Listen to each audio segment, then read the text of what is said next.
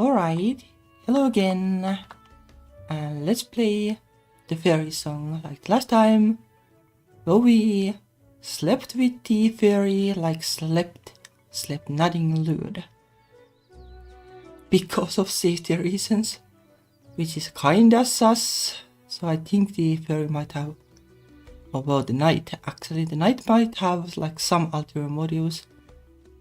Although also something that I was thinking is that, well, maybe she's scared too. Could be something like that. Yeah, hello in the chat. So let's play. Oh, and well, I don't know how well my voice will hear because I just woke up, so it might be like a little morning voice here because of that. I woke up from like a 3-hour nap or something because I didn't sleep well last night. That's how it always goes. That's how it is to be a kind of vampire. Alright. It should be this. Oh, let me move a little bit more.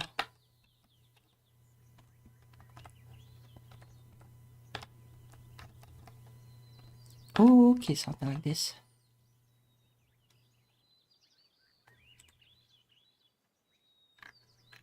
Yeah, having a lot of fun with this game. Just like, oh, probably won't be able to stream tomorrow because got to do holidays preparations.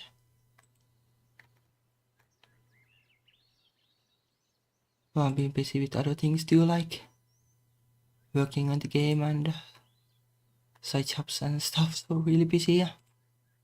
Okay, but let's try to relax and actually play the game. Okay. I didn't get very much sleep last night. Leo's closeness agitated my heart too much, and I was only able to snatch about 3 or 4 hours of intermittent rest. Okay, well, good. Me being tired is low accurate then.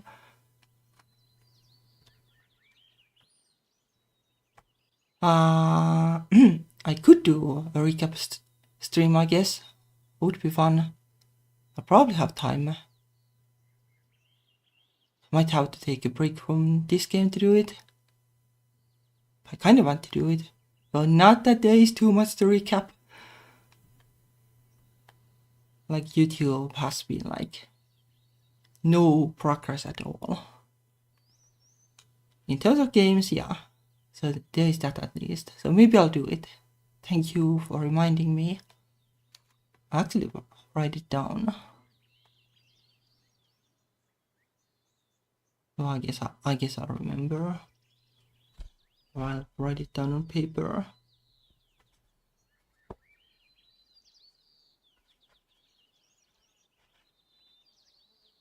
Okay, there we go.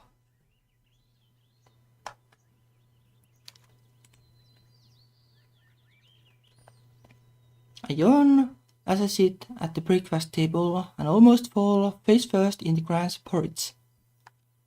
I'm not that tired, at least. I slept some last night, so it's not that bad. Fortunately, Gran isn't here to comment on the bags beneath my eyes. She said she felt a little tired this morning, and she went to put her feet up in the living room after serving us breakfast. It's just Leo and I in the kitchen now, basking in the early morning sunshine. But there's little to rejuvenate me. The sunlight hurts my eyes. I think away from it, hissing like Nosferatu. Why does it have to be so stupidly bright? Like it being bright might actually help. Well, not that I mind. I like it when it's like purposeful darkness, pretty much. That's how it is kinda in here.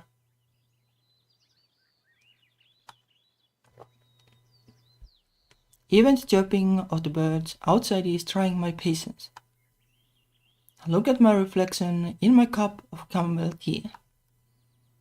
My face is so pale, I could have skipped out on my foundation altogether. And I didn't even bother with my favorite black eyeshadow. The shadows beneath my eyes are dark enough to render makeup unnecessary. But usually I don't think you put the dark eyeshadow like there. At least like that's not how I would do it. Not that I use too much makeup. I guess you could consider that a plus. Are you alright, my lady? Wilf looks at me with evident concern. She slept like a log. Unlike me, she succumbed to the land of dreams the moment her head touched the pillow, and she didn't stir until around 8 o'clock in the morning. I guess that is kinda like an argument that she's not scared, she just wanted to sleep with us. It's easy for some people. You'd think, having been frozen in magical cryogenic sleep for more than 1,000 years, she wouldn't need to rest quite so much. But I guess not. Maybe the wound she sustained yesterday took its toll, who knows? I'm fine, you don't need to worry about me. But as your knight, it is my duty to worry about you. Well, like, maybe take your time then with the sleeping together thing.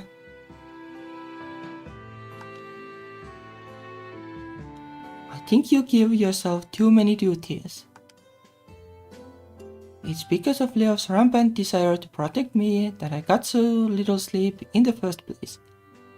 Oh, kinda protect, I don't think there is too much to protect. It is all her fault.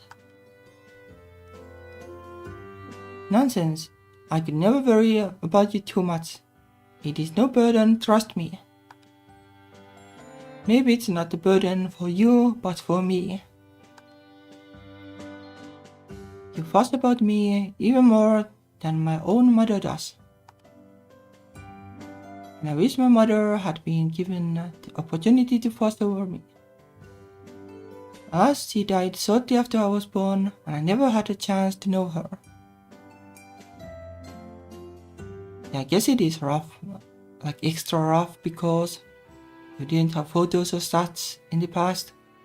Like you have like no connection of at all, like you don't even know what your mother looked like. Wow, well. Now that cast something of a pall over the breakfast table. I'm sorry to hear that. You need not apologize, my lady. I was merely stating the facts. Women often died in childbirth during my era. It was to be expected. That is one of the reasons why I was so averse to the idea of having children. Oh yeah, that's true. Like actually makes you wonder like why like women still did it so much. No, I guess like apart from like kinda having to because of society.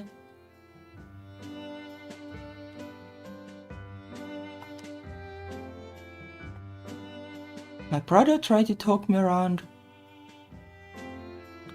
but I was always so flighty. I doubt I would have made a good mother. Being a knight is much more exciting than slaving away over a stove and wiping dirty noses. Yep, for sure I guess. But being a knight comes with its own perils, surely.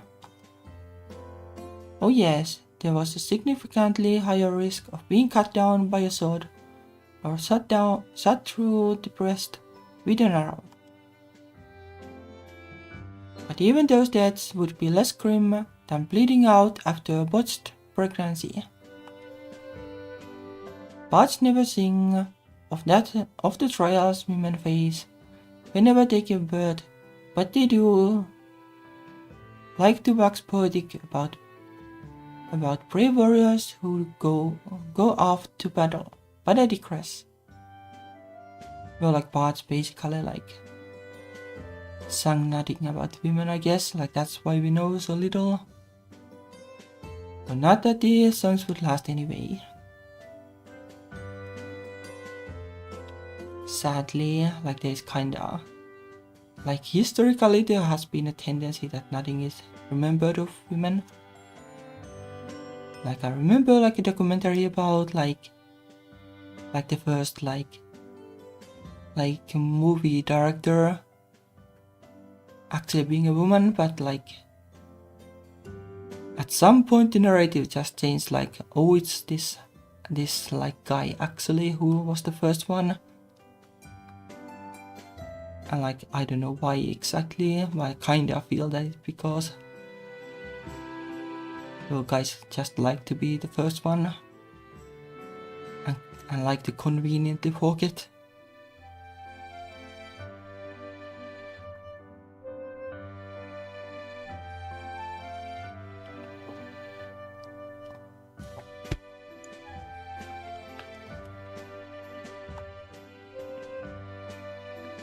Nah, you should count yourself lucky that your family is willing to support you.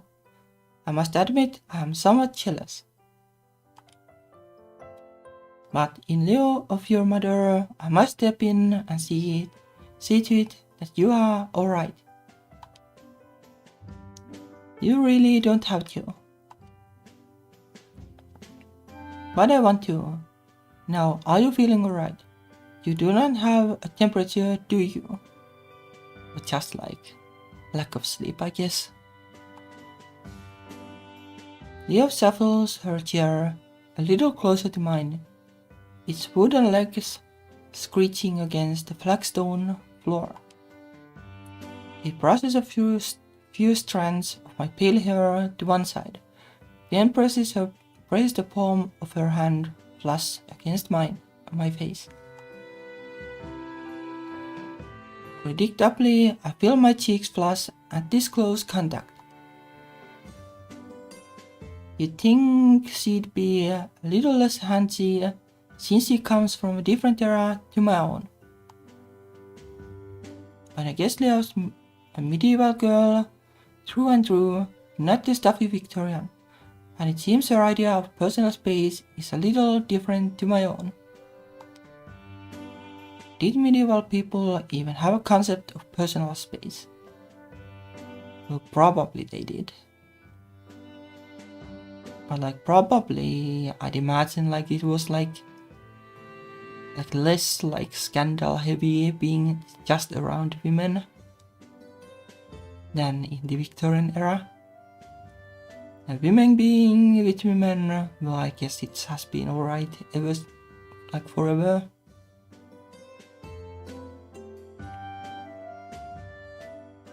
Like even in the like super conservative countries these days, like where you have to wear the robes basically. Like even then, they're like, I guess women are like fine if they are together. Like nothing wrong with that.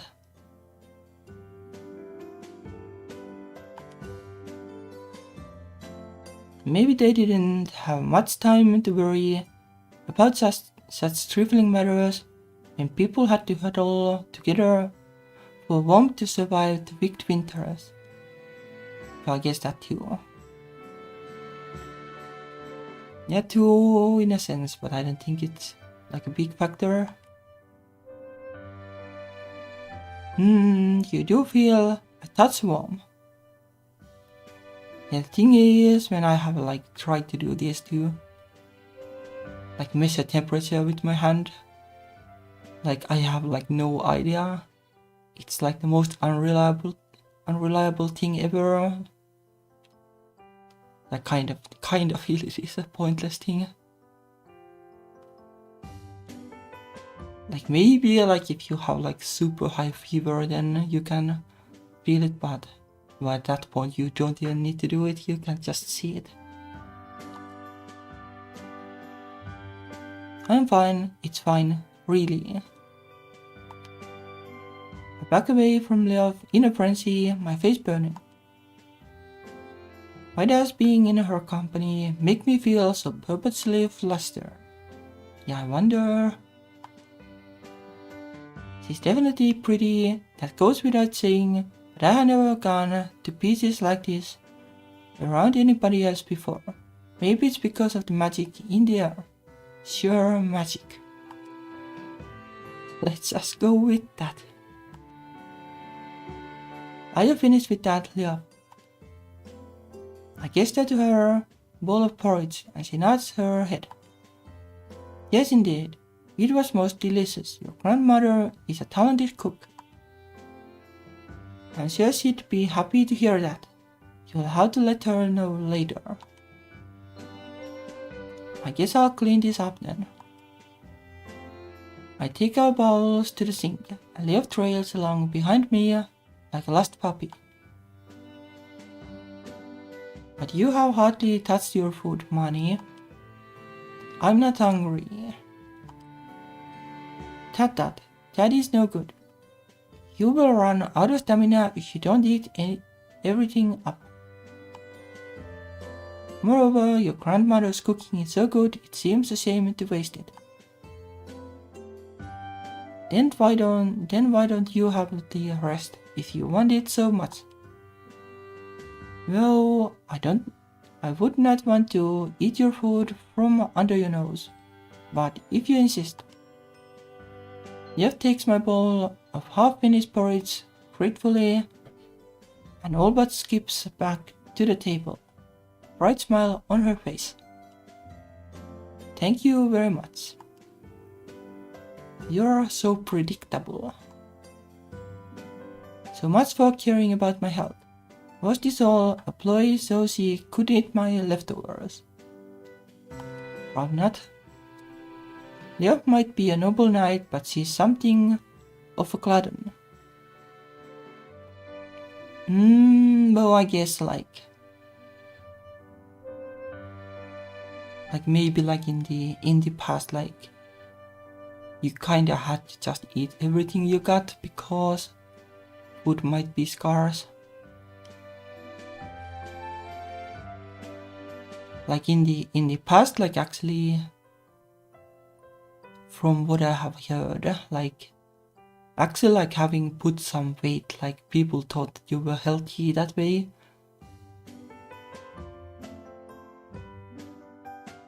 Because well you had eaten well, I guess, and that was a rare thing. But like these days it's weird because it's the other way around. Delicious. The porridge is nice and thick, but it is sweet too. Sugar is a godsend, and these strawberries are so plump and juicy. Hey, be careful, why don't you? You have got some porridge on your cheek. Yeah, here. No, right there. Lev tries to lick the stray bit of porridge off her cheek with her pink, probing tongue while I wash the bowl in the sink. The sound of running water drums against the metal basing of the sink. It's kind of relaxing, I guess. I rub the sponge back and forth across the circumference of the bowl, scrubbing away any stray bits of porridge. I kinda feel like an archaeologist trying to buff up an old Grecian vase for display in a museum. Anyway, what do you want to do today? Do you have anything in mind?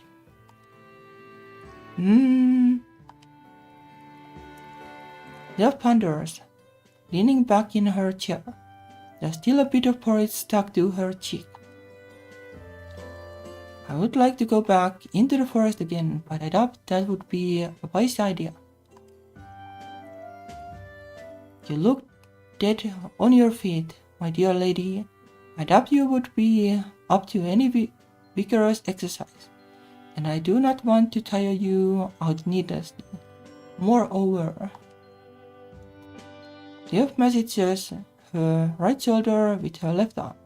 She rotates her injured shoulder a few times, wincing. I am still recovering from the wound I sustained yesterday. Okay, so it is still a thing. While I can still hold a sword, I have no real desire to pick a fight with anybody. I was able to escape yesterday, but I fear today I would not be so lucky. I want to help him if I can, but Love shakes her head. Well, never mind. I trust there will be time enough for that. Well, like surely, like if there is a sequel about that character, like surely he's not just going to die or something. Though probably not, because he has been trapped there for forever.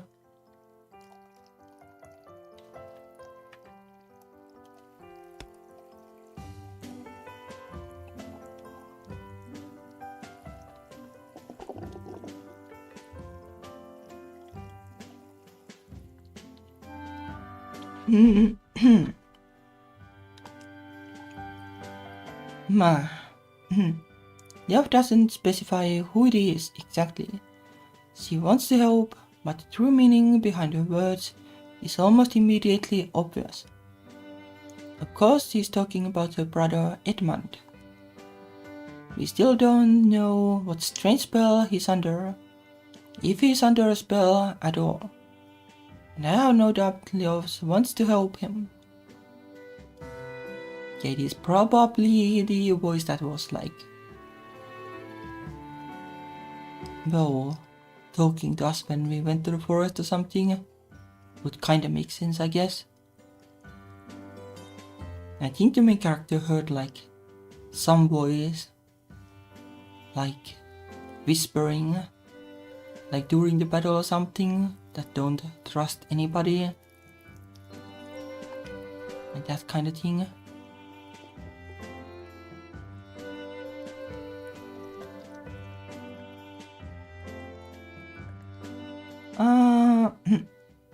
What can she do? Charging into the woods with an injured arm would be nothing short of suicide. It would be better if we both got some rest, but I don't want to sit by idly. It has been such a long time since I was able to experience this world and all its delights. I think it would be a shame to waste the opportunity. Then how about this? I finished washing the last of the porridge residue from Leah's bowl. I set the dripping piece of crockery to one side and dry my hands on one of my grandma's many kitchen towels. This one is blue and white, embroidered with birds. Then I turn back to Love. Chapel is rather new to you, right? Indeed.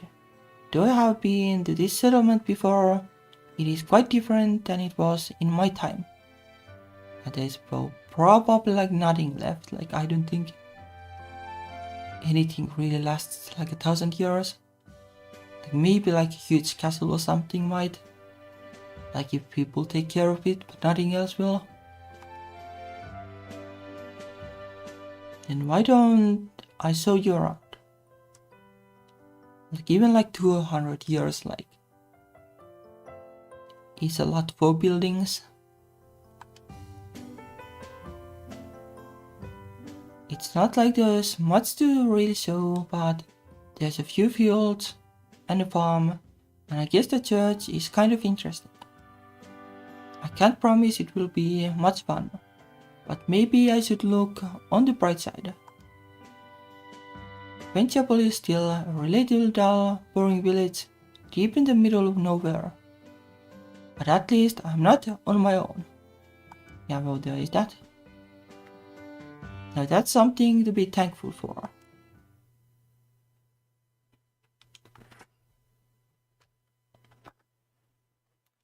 Give me a second.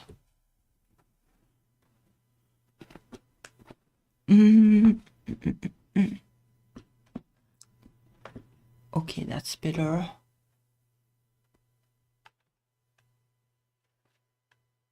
Could take it a little more comfy while I did.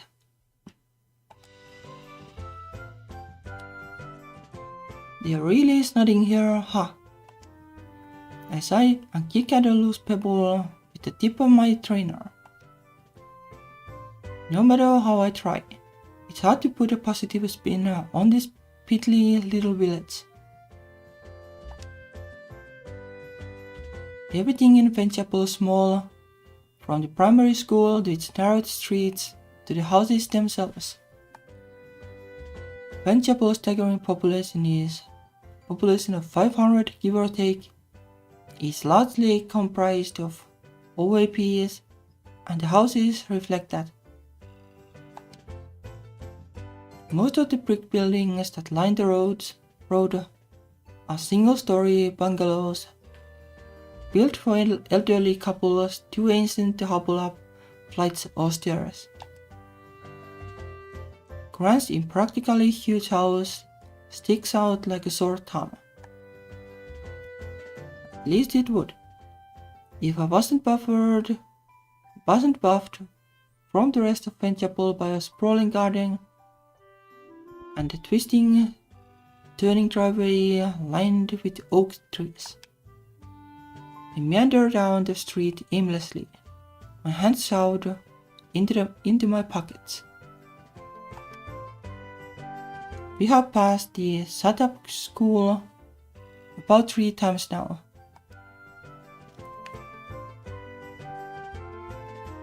Though Love was excited at her first sighting of it, I think it dates back to the 1920s.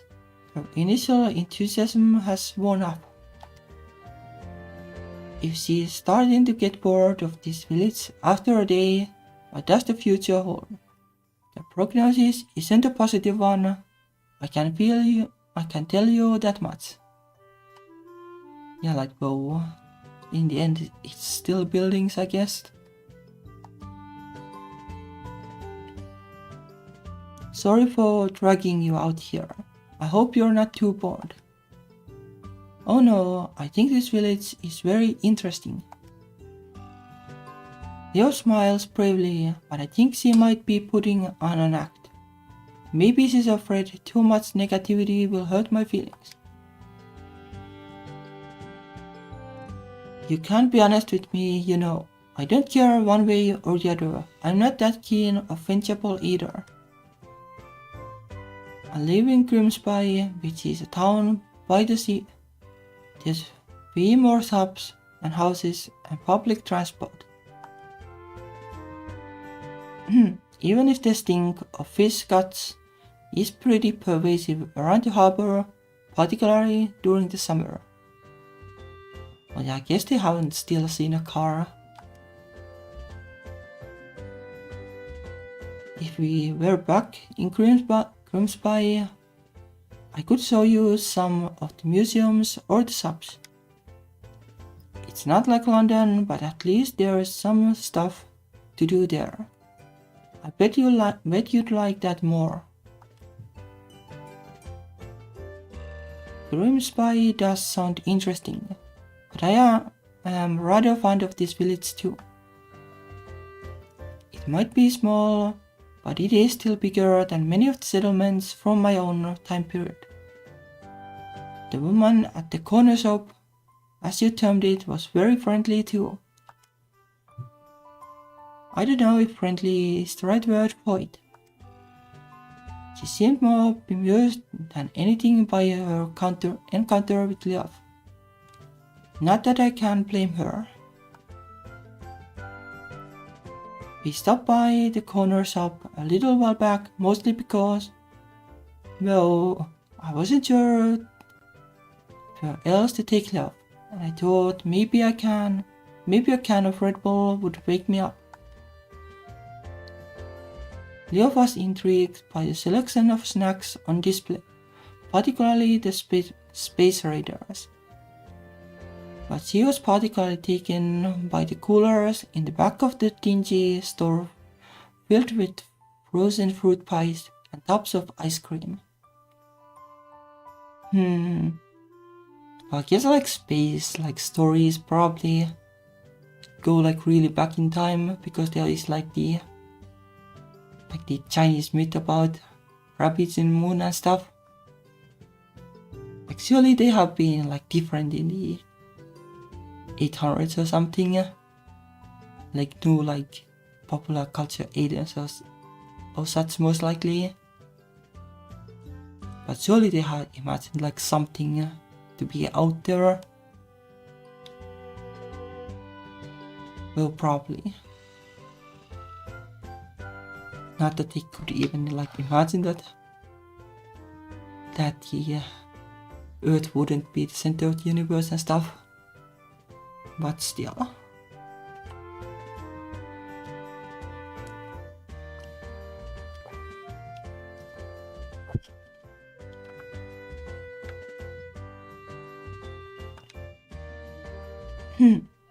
Look at this money. It's incredible. When I put my hands into this strange box, I can feel a chill on my fingertips. Could there be a slice of winter stored inside this device? It must be magic. Oh, that's the freezer, I guess. I had to explain, my face turning red as the woman at the till stared at us. That no, it wasn't magic, it was just a refrigerator. Oh, it wasn't even a freezer, just a fridge. So not that cold either. I bought Love a Solero in the end, mostly to shut her up, but your curiosity still hasn't abated.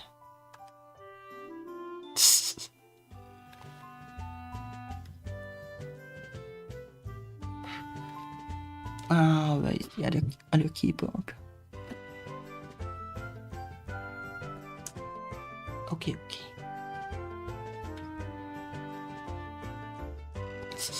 I like the face.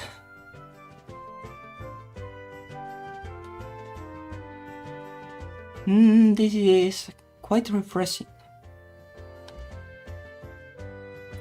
Leah licks her mango ice cream with a contented smile. Kinda nice that they added the CG also, because I had no idea like what she was actually bought.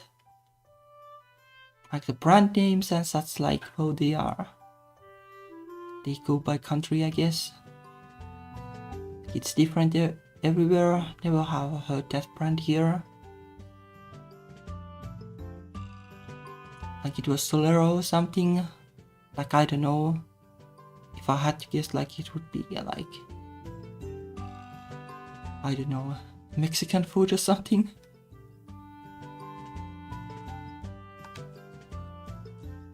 I do have to wonder how it keeps its shape though. It's a warm day and the sun is high in the sky, yet this ice cream, as you called it, is still cold.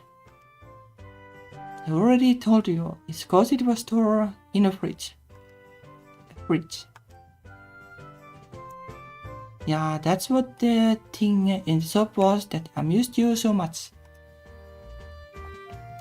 She kept putting her fingers in and out of it, then giggling just like a little kid.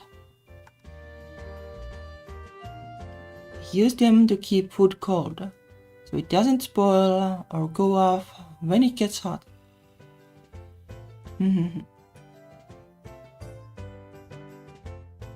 Yeah, interesting actually that like when like you're a kid, like in the modern world, like when you see like a fridge or something like for the first time, you're just like, oh, okay, yeah, it's cold inside, cool.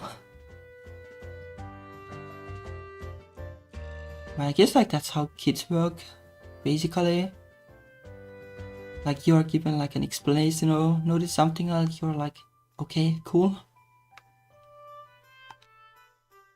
Is that so? Leah examines her Solero as though it's a curio in a museum. That is ingenious. We used to preserve food by salting or smoking it back in my day. Only wealthy people could pack food in ice during the summer months. Yeah, summer probably not, like at least like in the really wintry countries, like you can also like store stuff like outside, like in the snow or something, as long as you protect it somehow from birds or something. I would imagine that would work. Not in the summer. Then again, like in the summer you have like fresh stuff anyway.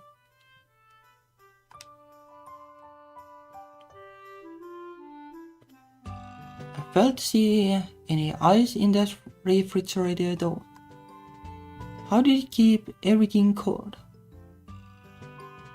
Well, I'd imagine like they had like fans or something, like not the mechanical kind of ones, but the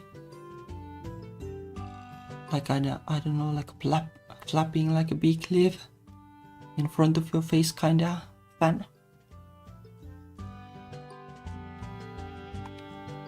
Electricity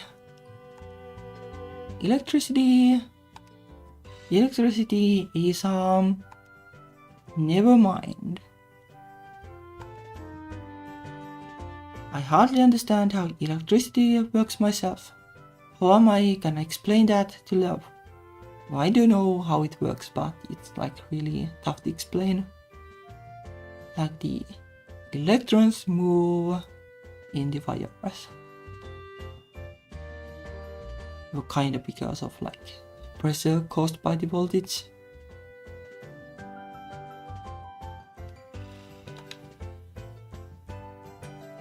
He should just accept that it works like everybody else, without questioning the hows and whys.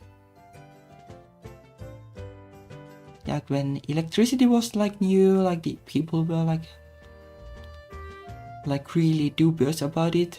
Like there were like news like basically with skeletons and stuff. And like, yeah, this is electricity. Like that kind of dubious.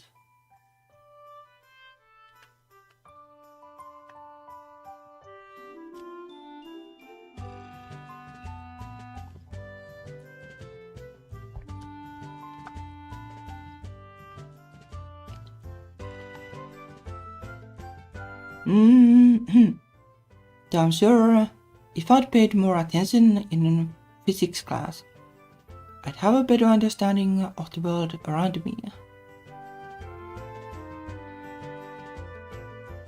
Yeah, like lightning is basically like electricity in a way, I guess. But like drawing a parallel between that and electricity, like will probably just make her scared. Like there is like lightning in this little socket.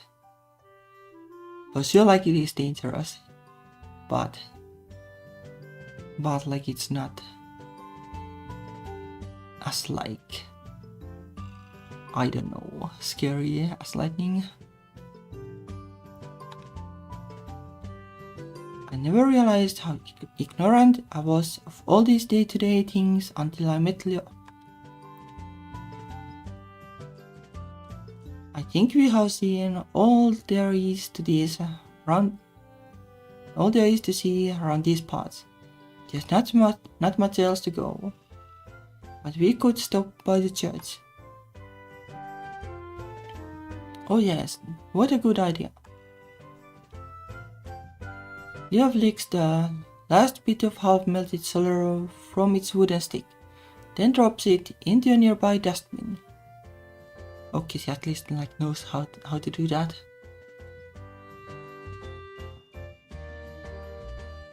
Like surely they have had like some kind of way to like dispose of things. But like in the past, like stuff was used like to the very end. So probably unless you were like super rich.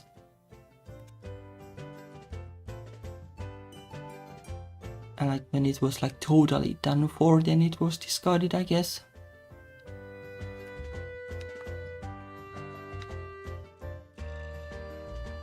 Or I guess like for like metal things, like I guess pots or something, like even like those, like you could just smelt them again, right? Well, you could smelt them in like these days too, and I hope they do. Or at least like the tin cans and stuff that we try to recycle. I would very much like to see what modern churches look like. There were monasteries and abbeys back in my period, of course, but they were all quite somber buildings made of stone. I hope that churches nowadays are more intriguing.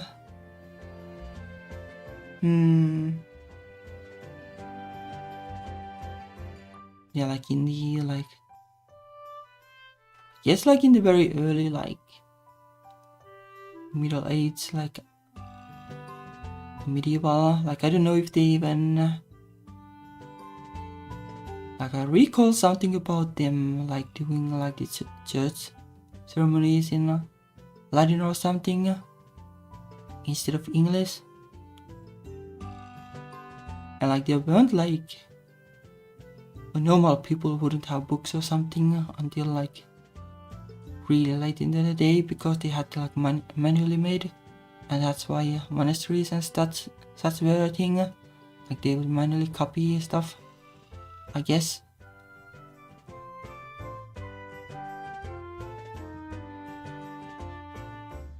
And paper surely wasn't a thing. Or might have been a thing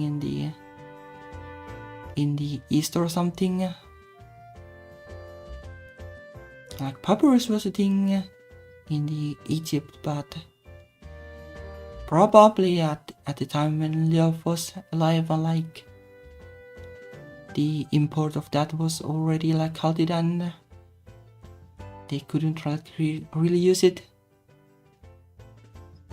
But I'm not super sure about how the time periods work in regard to that. Well, but most likely normal people wouldn't have any access to religious texts or something, so they couldn't double check anything. So they were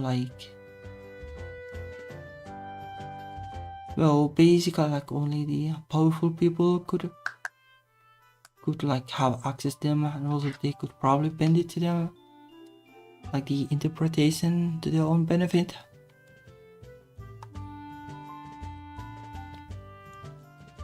What does he expect to find at Venchapel's local church? A merry-go-round and a ball pool. If she's hoping for fun, she'll be sorely disappointed.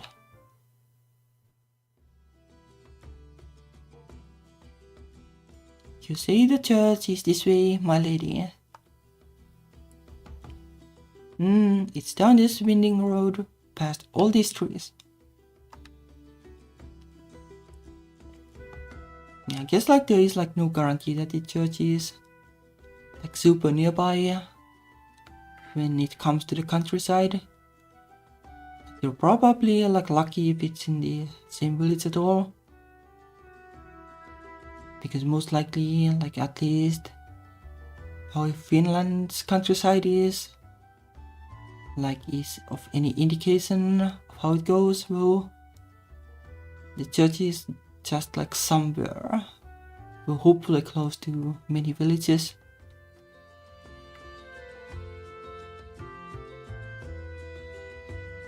Venchapel doesn't have much going for it architecturally, but by God does it have a lot of trees. That's the only thing that isn't in chronically short supply around this place. Please wait one moment, my lady. What is it? You didn't get stung by something, did you? No, it is not that. I just need to adjust my shoes.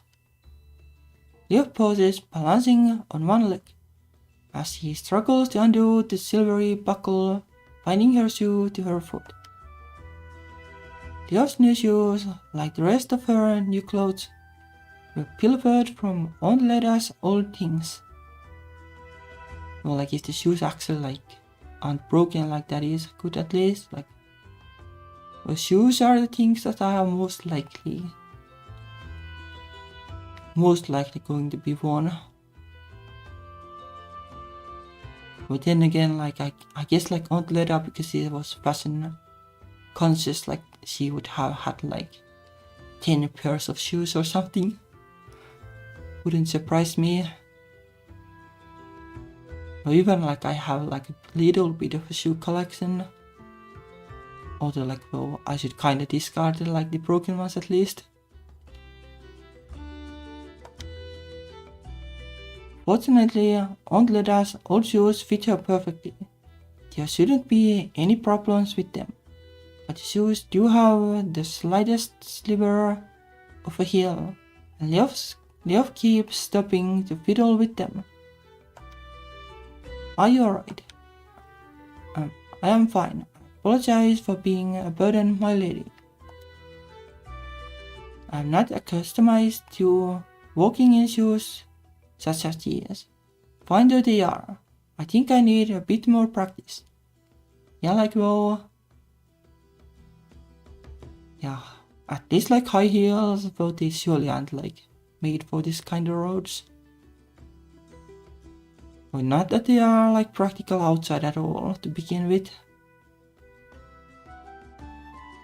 Like a little bit of heels, yeah, sure. But as long as it's not winter, like wouldn't really try that at winter.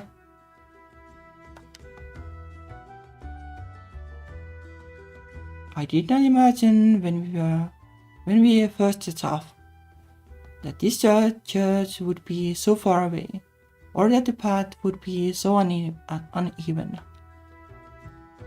Tell me about it. My grandparents used to take me and my cousins here every Easter, and it was such a slog.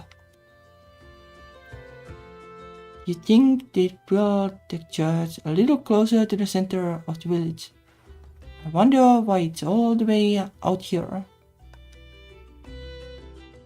Maybe they wanted to lay the dead to the rest away from the noise of the living. That makes sense, I guess. Like that is also like a reason to, well, not make it like at the center of the village, but if the village turns into a town or a city, then like yeah, usually the church is at the center, I guess, or at least center-ish. Lying beneath the shade of the old oak trees submerged within the soil. It does not sound like a particularly bad way to go. If that's the case, it was very thoughtful. But it seems like a bit of a waste. I wonder like how they actually like even buried like people in the 800s.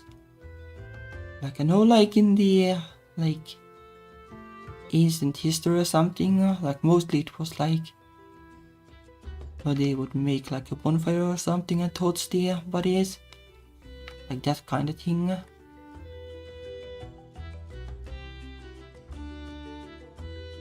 And like some like really powerful people were like buried in a different way, like they would make like a mound or something, and like would maybe put like a boat or something and like valuables in there in the grave with the person, like that kind of thing.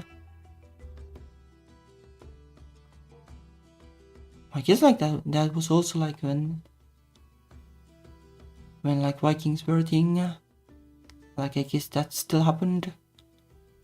So maybe it was like 800s could have been that way, like normal people would be just torched, and then like the rich would be actually maybe not torched, I guess, like if they already had the Christian thing going, like it would have been like a weird thing to destroy the body, like you think that you are going to be go into heaven. So maybe not, maybe they would just like dig a hole and bury it like in the modern days, I guess. I guess that would make sense, but like, yeah, it's probably like cultural. So Vikings obviously weren't Christians, so it was different for them, I guess.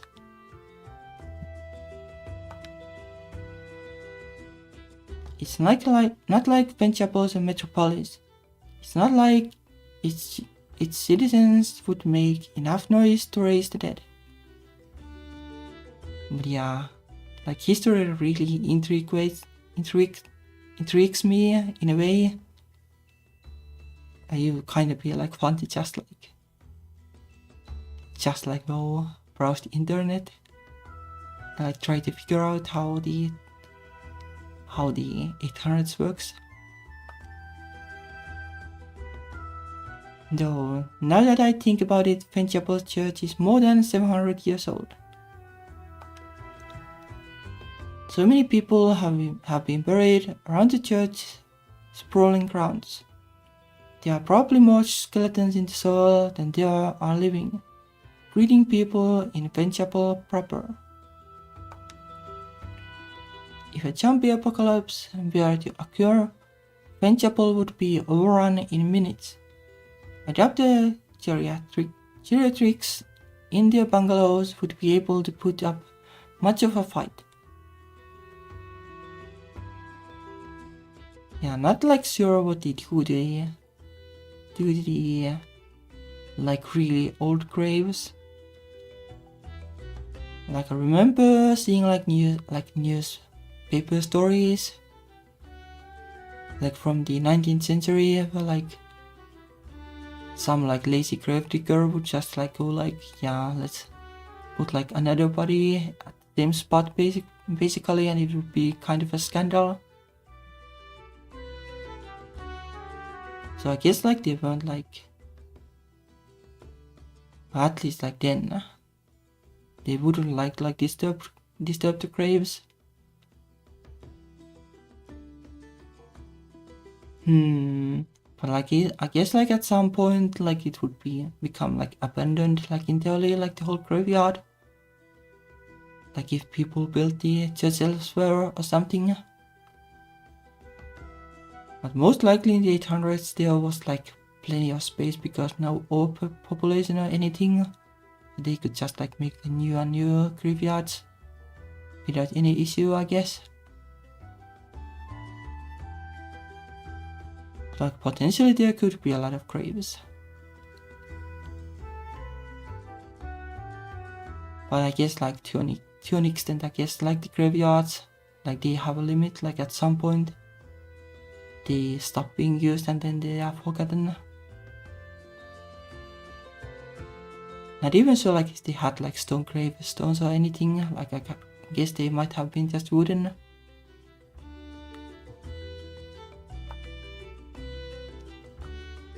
Sometimes churches are constructed on the outskirts of settlements despite being important places of worship. Graveyards bring bad luck. Though. Well, yeah, I guess, in a sense. And since they bring bad luck, but also like, not really. Like, some people like to go to the graveyards to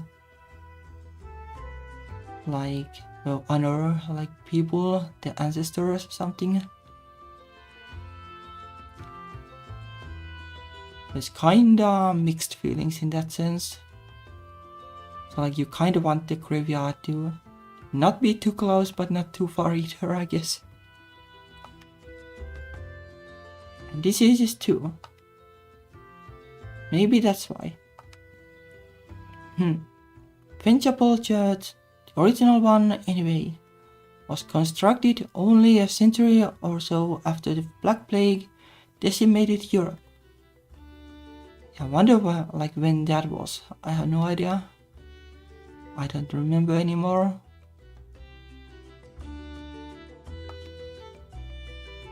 Perhaps whoever built this church was afraid. If they put it too close to the village, These run the risk of infecting the villagers if any diseased corpses were laid to rest. Yeah, I don't know like if they even like understood like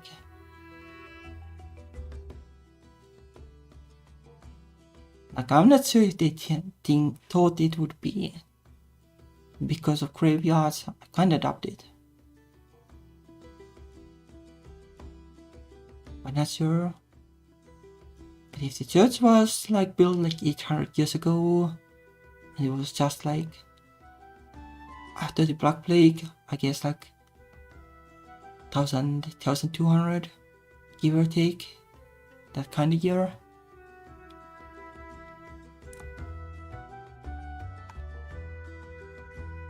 No, it's not like I can go back in time and ask. I've only met 2 people in my short little life who come from the distant past, and one of them wasn't exactly talkative. But never mind, we are nearly there now. I trudged down the path, the fairies along by my side, her ponytail bobbing. The ground is congested with weeds and yet more stinging nettles. I make sure to give these a wide berth. Fruit-bearing trees are dotted here and there, half hidden by the oaks and the birches. Branches laden with ripe red berries sway gently in the breeze, as though trying to tempt us. White flowers grow in the tall grass. Clusters of mushrooms are stacked one on top of the other beneath some of the tree trunks. There really is a lot of nature around Venchapel. It is as though the village itself is being swallowed by plants. Well, surely like it was like that in the past too, maybe even more so. Lev closes her eyes and inhales deeply, savoring the rich scent of the soil.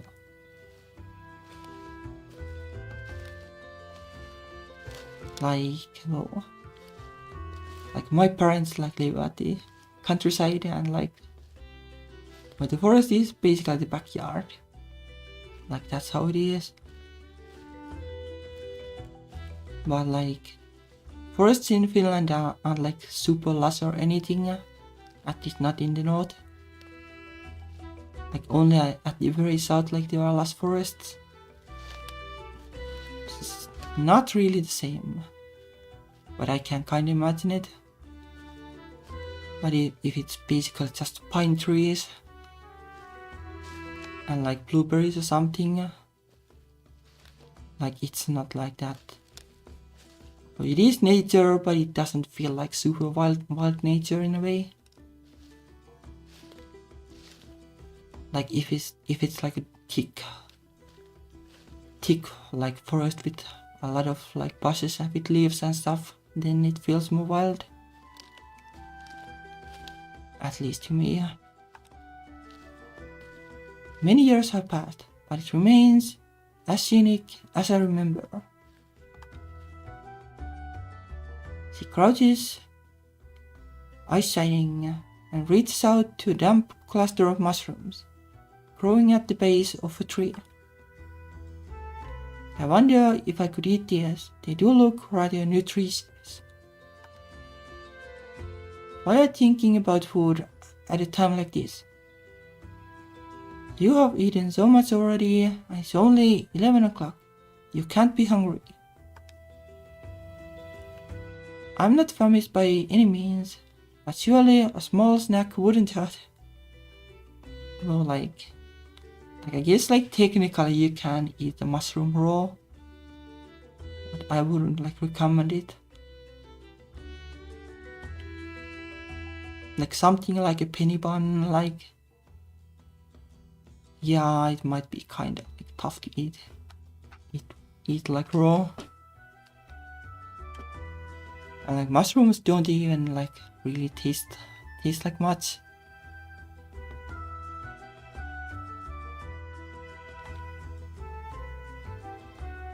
As your knight, I need to keep up my strength so I can intercept any enemies who may try and attack us. I think you're just trying to excuse your own gluttony. Yeah, kind of feel like that's how she works, like she uses the night thing as an excuse to, well, get close to us for starters. Why are you so hungry? You were asleep for 1,000 years. That is exactly why I want to sample as many dishes from this era as I can. Being unable to eat for 13 centuries is a miserable thing indeed. I would not even wish that upon my worst enemy. So you want to stop for a snack? If I may. No, you may not. I nudged Leof in the side with the tip of my shoe as he almost overbalances. You can't just eat food off the ground. It isn't sanitary. Or like, so like berries and stuff are fine. Like mushrooms are probably fine too. Like, especially in the countryside. Like, I live in a pretty big city, but like, well, unless it's like the very biggest cities, like the capital area or something, like even like the, like near the cities, like there are like forests and stuff, and like you can find mushrooms there. Like that's, well, kinda the only connection with nature. Like mushrooms are great, I do like them.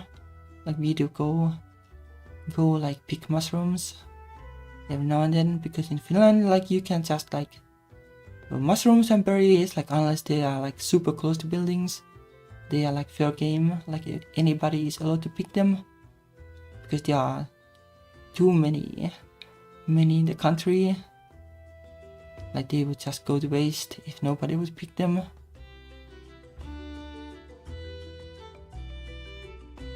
Mushrooms are fun. They are also like fun to pick. Like you can like, oh, it's like little thing you can wonder like yeah, look how big mushroom this is, like that kind of thing.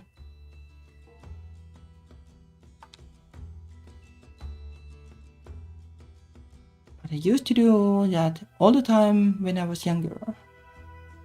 Oh, and sorry for blabbing so much, but I'm just like in the talkative mood, I guess. Like somehow like the game gives me that kind of itch because it is like somehow familiar vibes. And did that ever have any unfortunate outcomes? Well, once I ate some rather sour berries and they made my stomach churn most horribly. My skin went cold and clammy and then I vomited. But I was alright in the end. I only had to lie in bed for a week. Okay, yeah, that's... sounds kinda like a poisonous berries. Like a week is a ton of time. Like that's really yikes. Like that's not like alright.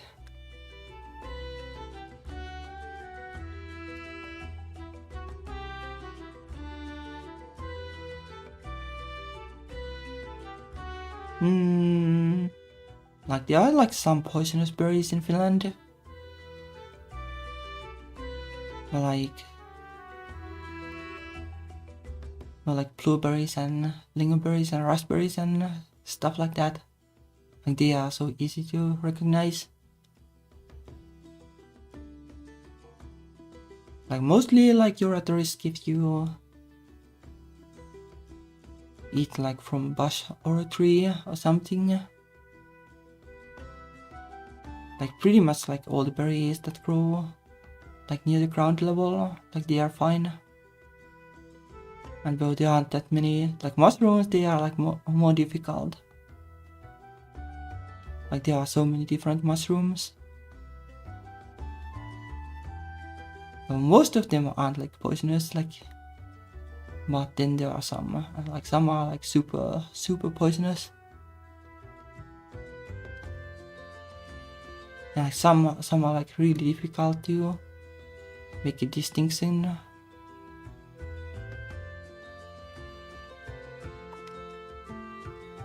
Only a week, she says. I shake my head. I think I can see why your brother was so adamant against you becoming a knight now. Don't you have any common sense? I like to think that I'm reasonably intelligent, but when I get hungry, your own greed wins out, does it? At least she's honest about it. So don't worry, we can go back and get something from Grant's in a couple of hours. I think she has some cold ham in the fridge and some of Mora's homemade bread. You absolutely can't eat those mushrooms though. The dog might have pissed on them, or they could be poisonous. Well, like the poisonous part is more of concern, like, well, even though it, like the dog piss thing is yikes too, well, it won't kill you unlike poison. But there are no buts. Now get up and let's keep going. Alright then, you are my lady and it's my duty to obey you, but Leof casts one last lingering look at the mushrooms before she finally gets to her feet. Like, did people really eat mushrooms raw?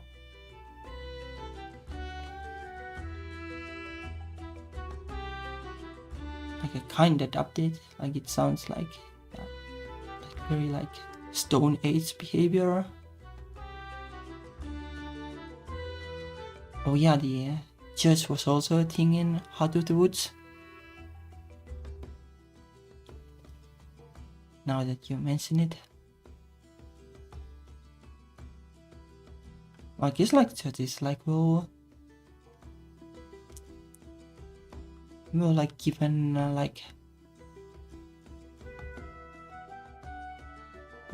how important they have been in the past and maybe are still to some people, like it makes sense to have them like an important place in games too. Well, I'm not a church person myself, so I don't think there is like a church in any of my games. Like I have kinda like mixed feelings about religion myself. But it's beside the point.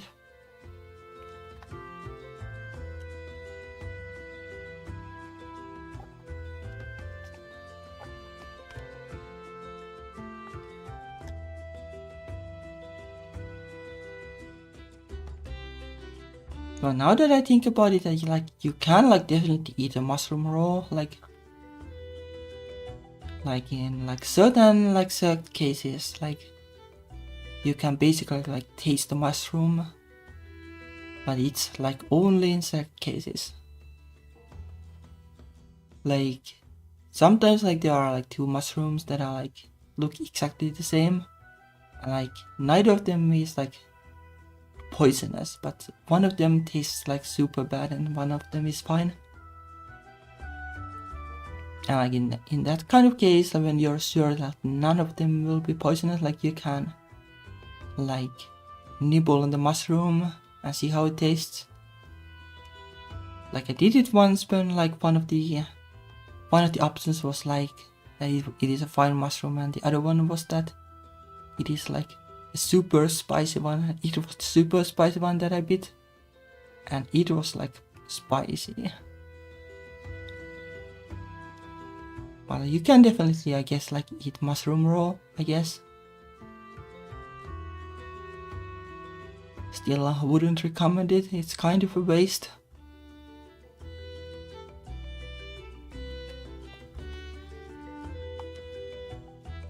I roll my eyes. Leof might be a brave knight, but her survival instincts are surprisingly poor. I'll have to keep an eye on her in the future. I don't want her getting food poisoning. Yeah, Like you need to be like 100% sure when you like pick a mushroom that it is a safe one. Like one of the like super poisonous mushrooms in Finland is like white kind of mushroom, and like Southern Europe countries, like the white mushrooms are usually the delicious ones, I guess. Like I don't know like what it's called in English, like maybe like a jumping mushroom or something like that. And like like immigrants, like they might mistake it, the poisonous one, as one of those. So like some mushrooms are common for different countries, but like you can't assume too much. Probably can't assume in terms of time period either.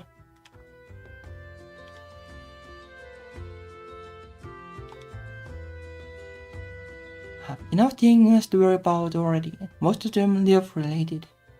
Without her poor self-control making it even worse.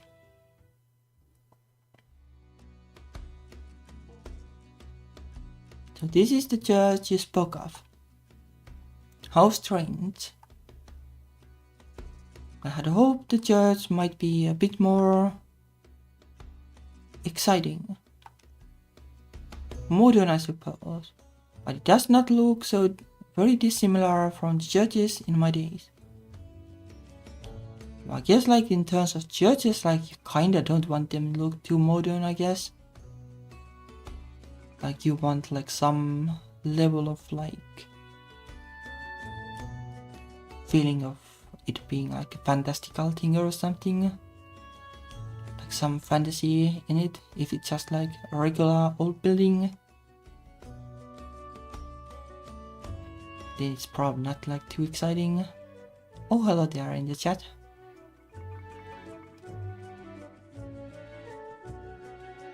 But imagine like churches have been kinda similar for a long time.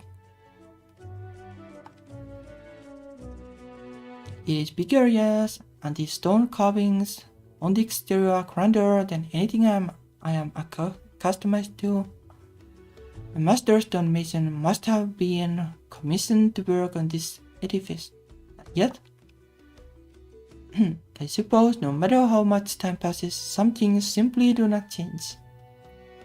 I guess she's not like super fond of churches either. But yeah, like I guess like from her perspective, like buildings are just like well, some guys have hold like all the bricks and stuff like manually. Like she doesn't know that there are like cranes and stuff to help with that. But not that like really old buildings are built like that. Like if the church is like 200 years old or something. Like nope. Like they still would have done it with horses and stuff.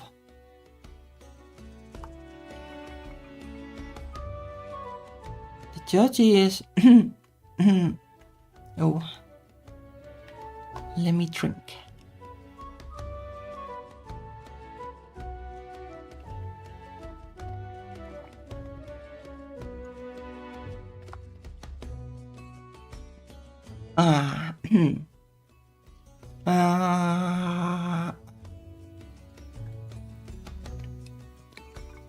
Well, no, it's like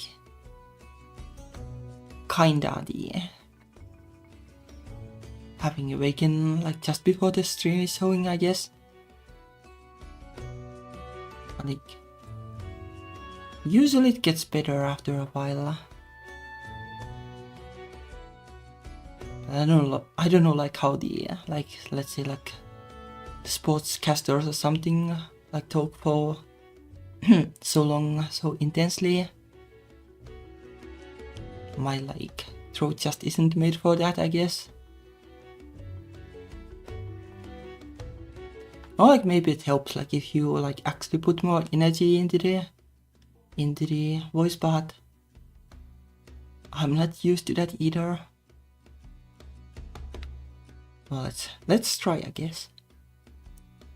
but nothing like super like extreme, just like a little more.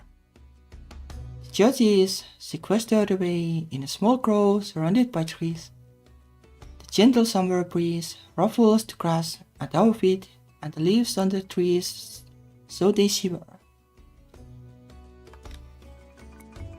The Ofen Chapel is a rather small and remarkable village. The church is unusually large. It's made of stone and it has a rather tall tower that can be seen from miles around. The tower tilts ever so slightly to one side, as though trying to peel away from the main body of the building. Grant told me that was the result of a freak earthquake back in the early 1900s, when her mother was still a young girl. There's a large stained glass window inlaid in one side of the church. The glass window shimmers with rainbow colors as the warm sunlight filters through it.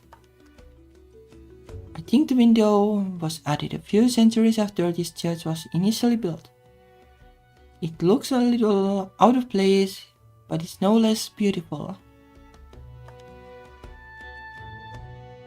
I never liked going to the Easter and Christmas Eve church services here when I was a kid, but I loved gawping at that window. It looks almost like the one in Notre Dame. Not that I have been to France, I just know the cathedral from the Disney film, but a little less aggravating. Oh, and I guess like the Notre Dame was like recently reopened after the fire. So it's kinda Notre Dame, but is it the same Notre Dame anymore? Like I don't know like what it's called, like the thingy, like if you have a ship and like you replace parts one by one until like there's nothing left, is it the same ship? Like that kind of thing.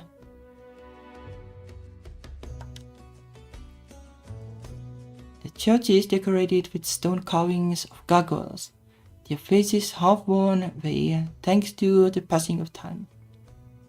Yeah, too bad like none of the churches here have gargoyles. That would be more interesting than how they are.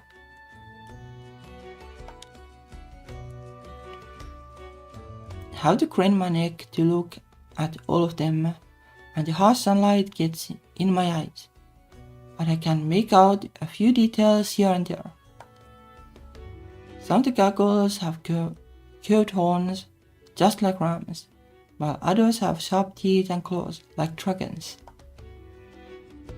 A few more look like knights and soldiers, and one looks like an ailing man being pressed between the stone walls of the old church. A graveyard surrounds the church, and some of the moss-flecked tombs spill into the thicket of trees about us. Some of the headstones are crumbled and weather-beaten, but others look relatively new. Yeah, like I haven't been like too many graveyards, like just a couple. And from what I have seen, like the older graves are like the from the 19th century. Like I don't think there is like anything that is really older like around here.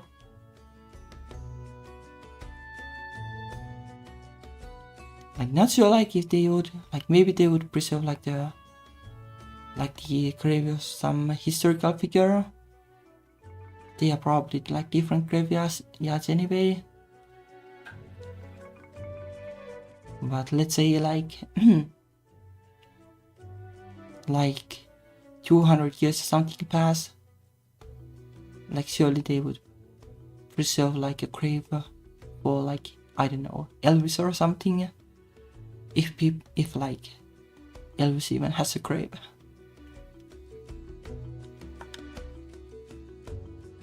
The stone angel, missing half her face, stands proudly, holding a banner above her head.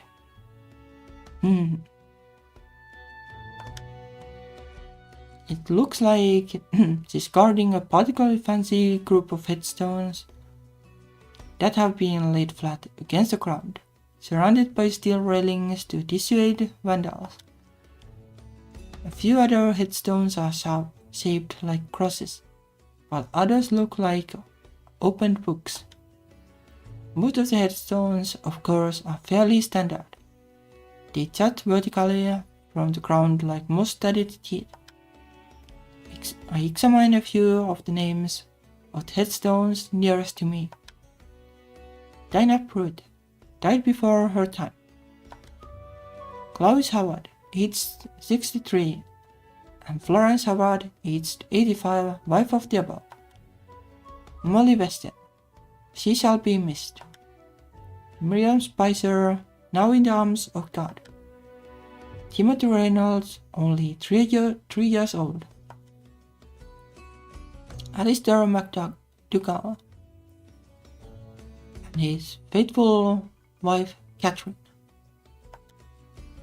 I wonder if I search hard enough whether I'll find Elizabeth Bradshaw among these bodies.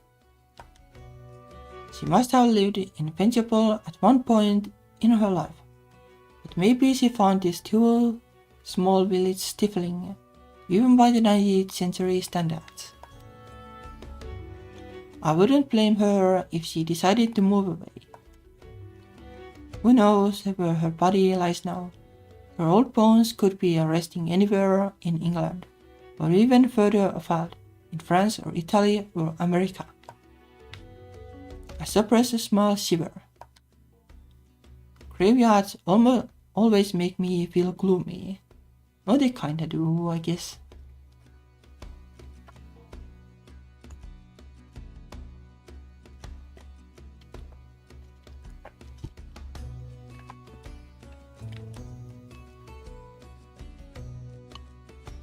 So maybe it is like the goth or vampire in me. Not that I am like a goth really, but I kinda dig the gloomy moods in a way. Like that's why I like the dark nights and stuff. There's something nice about gloomy. Maybe it is the juniper in me. It's just a little grim, isn't it? Knowing that you're traipsing over decades upon decades of old bones stacked on top of each other like lasagna. As a god, I should probably be more in the graveyards than I am.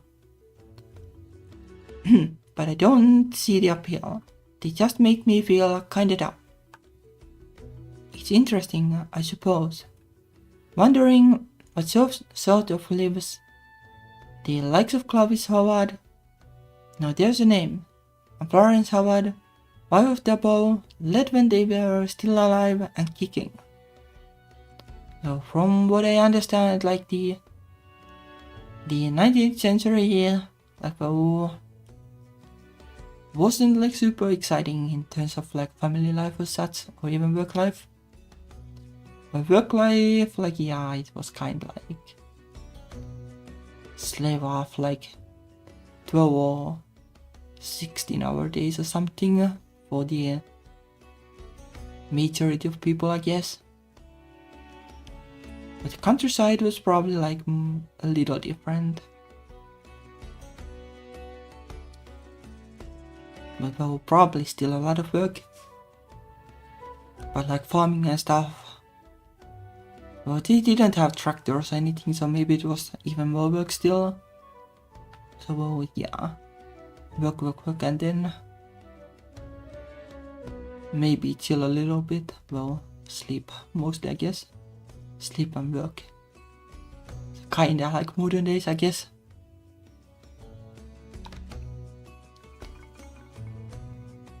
But it's not like I'll ever know. I can't go back in time and ask them. He died back in 1872 and 1906 respectively. And God, imagine living on for 34 years after your husband had bit the bullet, especially in the late 1800s. Yeah, well, it kinda depends, like how much money did your husband have, I guess. Like doing some research for like the Victorian age, like well, like kinda some women just like married rich guys, like it's not like explicitly stated usually, but I kinda got the feeling that some of them just married like an old guy, so that well the guy would bite the bullet and then they would get the money, like that kind of thing.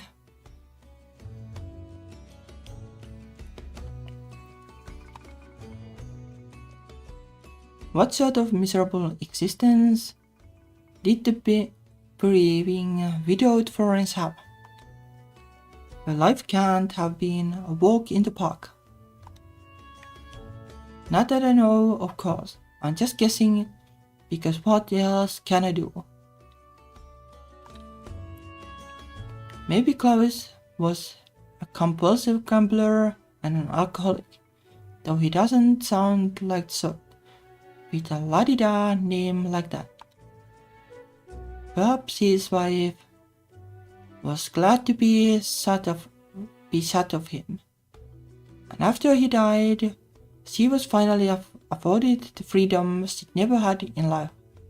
Well, that's kinda like the reason.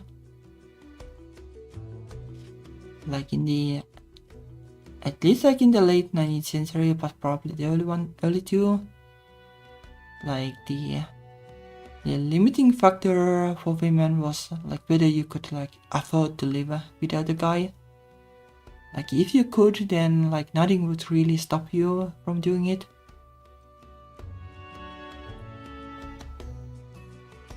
Well, like maybe that actually goes like even further past. Like there is like no reason really. Like even in the 19th century, well, the pressure from society was kinda there, but kinda not. I guess like the rough part was that like up to at least like a degree, like women weren't really like allowed to work. So like that's kinda also part of the reason why you needed the money. Like in the 19th century, like yeah, sure, women could work. Like you could go to like, well, some jobs were okay for women, but like you would earn like maybe half of the money that guys would, because well, I don't know, because you're a woman, like no like real reason. Like some people would like go like, okay, will we well, rich guys would go like, will we get like a guy cook because guys were seen as more competent, or will we get like a female cook because we'll save money? Like that kind of thing. It's really weird. Like even like these days, that like there is talk about there being like pay gap between men and women, but at least it's not like a guys earning like 100% extra. Anyway, back to the game. What if? This is why I don't like graveyards. They are too depressing. So what do you think? I am not entirely sure. Being here feels comforting in a way, I suppose. Yeah, that is also part of graveyard, I guess. The world has changed so very much since I was born, but this building, it feels like a relic of the past, just like me. Yeah. I was beginning to wonder whether I have any right to exist in this world, which is so different from my own, but this church is still here. It is outdated, but nobody has tried to tear it down. It gives me hope in a way. It almost feels as though I have found a kindred spirit. Yeah, Kindred Spirits on the Roof was a good game too. Like, very tangentially related to this discussion. Too bad this is a pile of old stones. It's not like it can't talk to you. Perhaps not with words, but everything has a story to tell. From the plants, to the buildings, to the stars in the sky. Alright, Pocahontas. Polka. It's a Disney film. No wait. I pause, embarrassed by this incredible gaffe. Curse you, Disney, giant multimedia mogul that you are, for mutating history so. Yeah, Pocahontas, like, it's about like Native American people, I think. Like, it's one of the ones that I haven't like actually really seen, I think. At least I don't remember seeing it.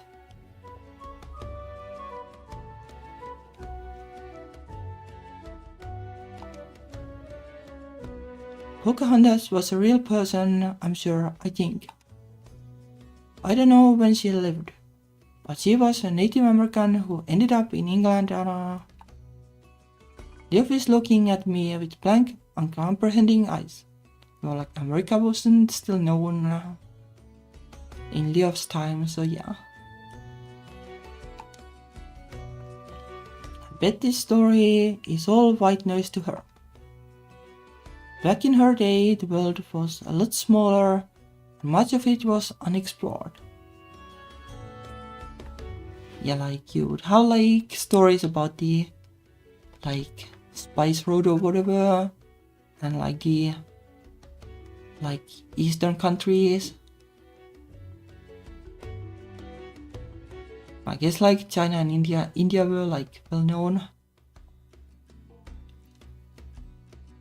Not like well known, but they knew that they existed. I think like even in the Bronze era, like they kinda knew about the East.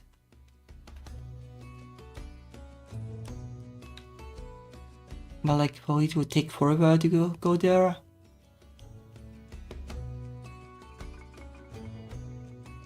And like, also like you would have to like, yeah, sailing would also take forever. Because, well, got to go by the wind.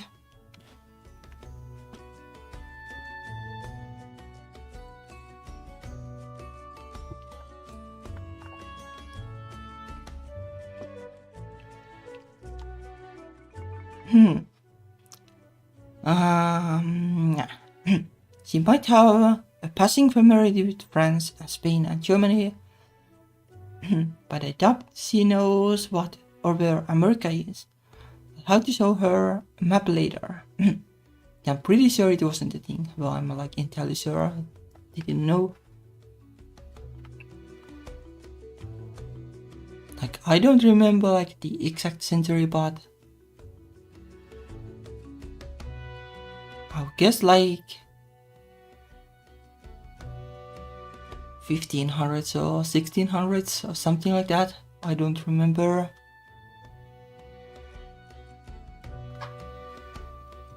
But surely in the 800s, like, they didn't know about America, that is for sure. That stuff doesn't matter, it's ancient history. We were talking about this church, right? Yes, indeed. Do we know how old it is, money? I think Ryan said it was built back in the 1300s. The 1300s, is it? Then it must be over 700 years old.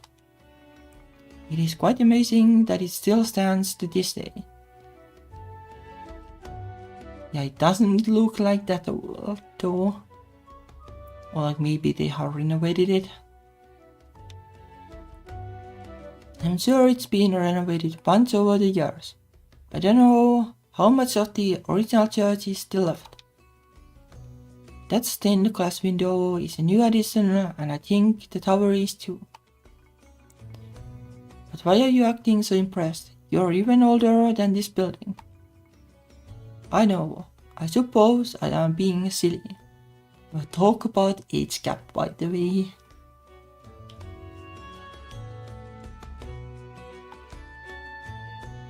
No innocence. Innocence, there is like 1,000 years and some age gap. But that's how games and anime go, I guess. I just thought, as everything is so very new, the churches would be the same. But it seems I was mistaken. The way people worship God has not changed for centuries. But it kinda has.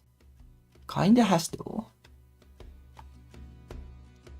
I wouldn't be too sure about that. What do you mean? I think organized religion is on its way out, at least in England.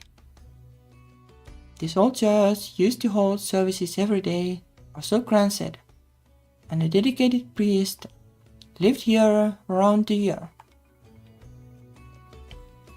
That doesn't happen anymore, though. Not enough people go to church, so it wouldn't be cost effective. Nowadays, a priest holds services here every other week. He's responsible for a bunch of churches in the area, and he travels between them. I'm not religious myself, sorry, on choice. But being a traveling priest does sound like an interesting career path. I bet it would be kind of like being a traveling salesman, only instead of selling shoes, you'd be selling the word of the Lord to all the old dears who feel up to trudging to church every other Sunday. We have the internet now and TV, and there are so many ways to occupy your time. Most young people don't think about God. It's mostly the older generation that still care about this stuff, and they are not always fit enough to actually go to church. So religion has fallen by the wayside. How strange. So many wars were fought over it, and so much blood was shed, and yet, oh yeah, the crusades and stuff like that, like they are like really weird. Like I saw like some documentaries about them, and yeah, yeah, I don't really know like how they could justify like the wars. Like maybe it also comes down to the fact that people didn't really know what the like Bible would say and stuff. Like in reality, like you can like twist it your own benefit and go like, yeah, Jerusalem is the like holy important town to us. Like it's out there, like thousands of kilometers out there away from us, but well, let's conquer it because why not?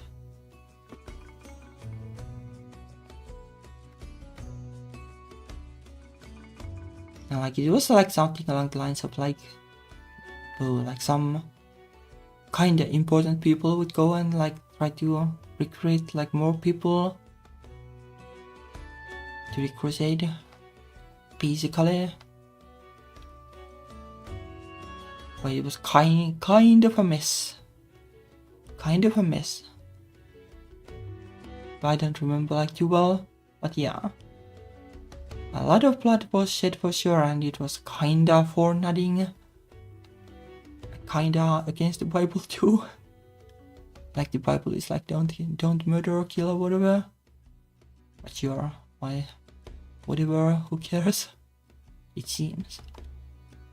A small side. Did those people die in vain? Yeah, kinda. I can't say. All I know is things have changed. They really have.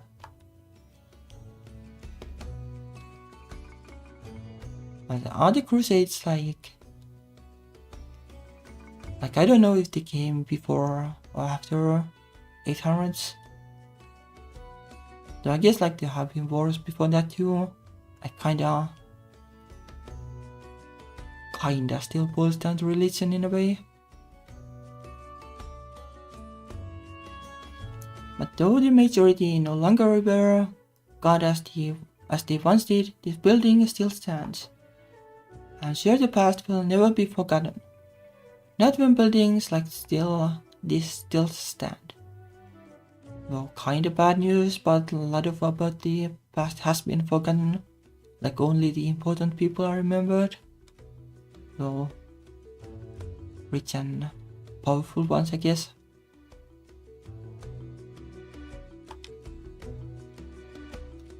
Love looks up at the church ponderously, her eyes misty and far away. I guess like some people who weren't like rich and powerful are also remembered, like Beethoven or Mozart, and like I don't think like the Renaissance era like artists were like super rich either. Like they are remembered too, I guess. It must have taken a tremendous amount of manpower to build something this intricate. If I felt cynical, I could say that their efforts were meaningless. The fate that sustained those workers no longer exists within the heart of the common man, but the proof of their belief and dedication remains. I suppose that makes it all worthwhile, or does it? I don't know, you tell me. Nahaha. Ulterior survives away from the church's old, crumbling exterior and suits me a sheepy smile. I apologize, my lady. You didn't come here so you could hear me talking to myself. Well, I hope you came here for that, because that's kinda how it has been. Also, I got the feeling that 50% or something has been me blabbing about history.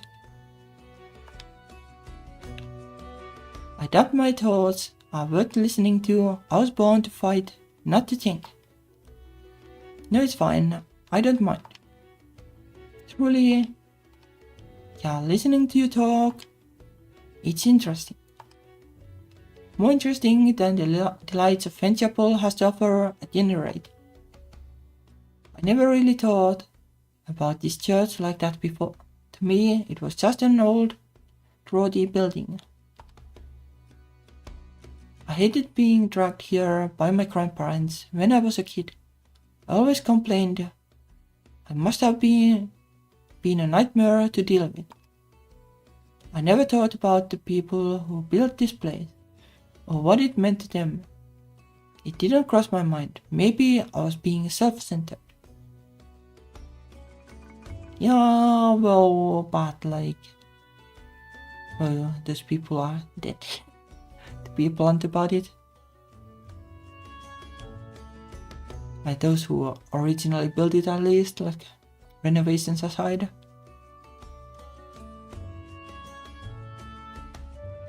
To a degree, I guess it's fine to be sentimental, but I don't know. I wouldn't think too hard about it.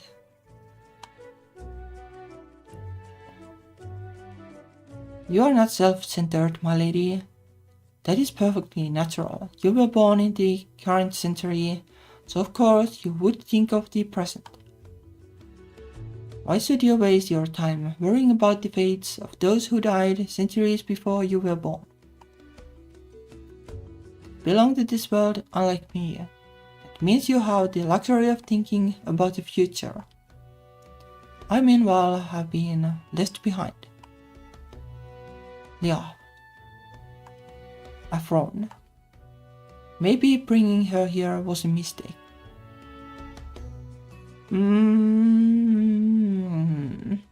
I don't know, hopefully not. She seemed happy enough to examine Penchapel streets, cooing over the school and the post office and the corner shop, all modern inventions that she is unfamiliar with. When it comes to the church, however, she sounds unusually maudlin. Maybe it's because this old building and these old graves remind her of how very ancient she herself is. She has no real place in the modern era, just like this old church, which is seeing less and less use as the years wear on. I don't know like how much use she has seen in the past, but like, well, let's not go there, I guess. One day, I'm sure, the last of its parishioners will be buried here, alongside Florence and Clavis, and then these doors will close for good. The church will be overgrown with ivy, and then these old stones will come tumbling down in a ruinous heap. But that day isn't here yet, and I don't want Leof to concern herself with it. Well, like when the church is like old and there are like ivies growing around it and stuff, like we can go in there and spot ghosts, I guess. Don't worry so much. But how can I help but worry? I've been trying to put it from my mind, yet I know deep down that I do not belong here. Leo's fingers rest against a nearby greystone, discolored by the rain and covered in a fine layer of moss. I should be resting beneath the earth like the body is buried here. Maybe you should, maybe you are from another era, but I won't leave you behind, I promise. Yeah, like she is like a little like depressed, I guess. You remember what you said last night, right? What did I say? I said that you were more than just my knight. I believe you. I know we haven't known one another for very long, but you're also my friend, and friends don't leave their friends behind.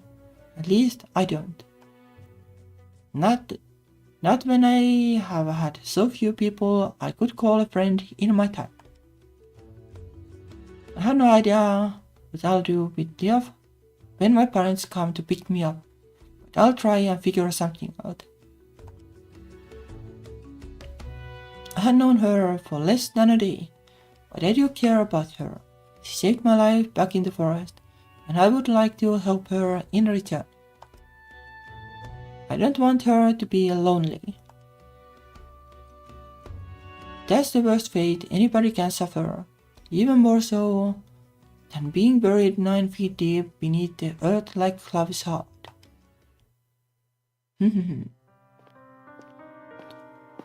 I glance about the interior of Penchapel Church, my hands buried deeply inside my pockets. Well, like no idea how they got inside, but sure, let's not think about that. The inside of the church seems smaller somehow than the outside, a little like the TARDIS but in reverse. The ceiling isn't nearly as high as it should be. The rafters are made of polished wood, not stone. The heels of my shoes thump ponderously against the flagstone floor. Scarred and marked after being trammeled by the shoes of hundreds of churchgoers once upon a time. Not anymore. Now the church remains silent and still, perpetually open, but almost always empty. The interior of the church is a little cooler than it was outside, thanks to its thick stone walls, and it offers a brief respite from the warm summer weather. The harsh sunlight shines through the stained glass window that looms over the font, casting rainbow patterns on the stone floor. Let me get some more drinks.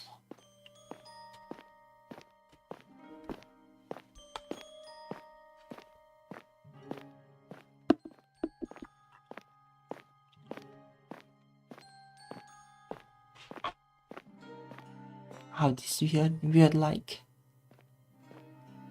I guess like it is like Nordic drink at least like glögg or something. Well, basically spicy juice that people drink during the winter holidays. That kind of thing. But not like super spicy, it's just like some flavor. I like you drink it hot, which is nice.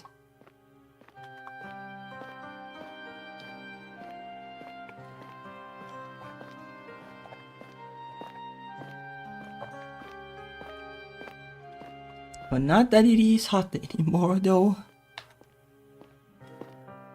Like the water doesn't stay hot for too long, sadly.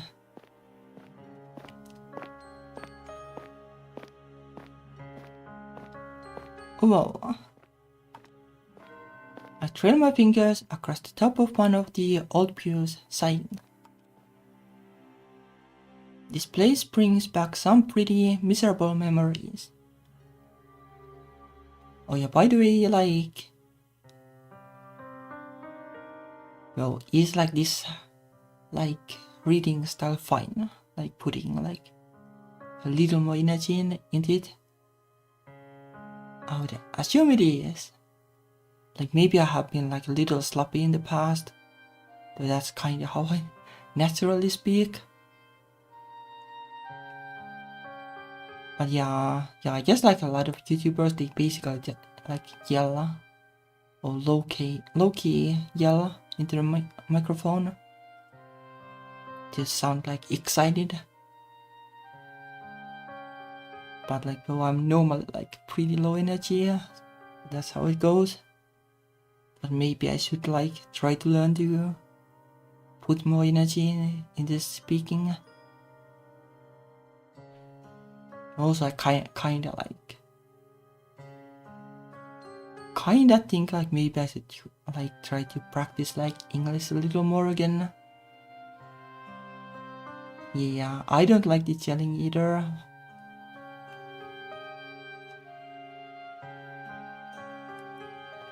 Also, I don't like the kinda videos where they cut like all the silence out of it. Like that plus like the low-key yelling, it kinda makes it stressful to watch to me somehow.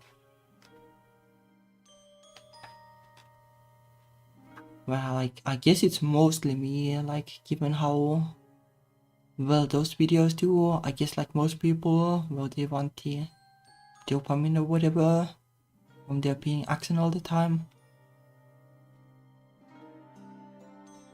Well, not that I really care. Like I'm kinda fine with the channel being like, well, 100 people or so at this rate. Would be nice if like I could actually make money, but I doubt it at this rate. It's kinda tough. I would have to actually make videos, but it's also kinda tough. I have like the idea about making the, well, like I don't know what to call it, like kind of presentation about like romance in queer games, like that kind of video. But it's kind of difficult because I haven't made like anything long like that. One day when I have enough material, like I still haven't like covered like even like all the big like queer game makers, which is also kind of why I'm playing this, because I wanted to play something from Ebime, like actually finish it.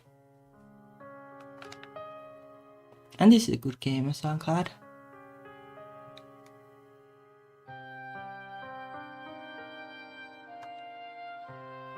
Anyway, back to the game. Did you come to this church often, Mani? Not that often. My grandparents used to take me and my cousins here from time to time though. If you search the guest book, I'm sure you'll find my name written down a few times. Guest book. Yeah, it's right by the entrance on that table. Should be right here. I double back on myself, looping around one of the pews, until I reach the entrance. Yeah, like to me, like... Yeah, I don't know, like if it's just the skeptic of me or cynic part. Like leaving the door open and like leaving a guest book there, like... It kind of feels like somebody would just like vandalize the church and the book. But well, I guess it is a game. Leo follows behind me obediently. The slight heel of her shoes were on the leather shoes, clacking gracelessly. I guess she still hasn't figured out how to walk in those. If she can't handle baby heels like that, I wonder how she'd fare in some of my lace-up black shoes with platform wedges from Killstar. Well, like it's not like heels are that difficult.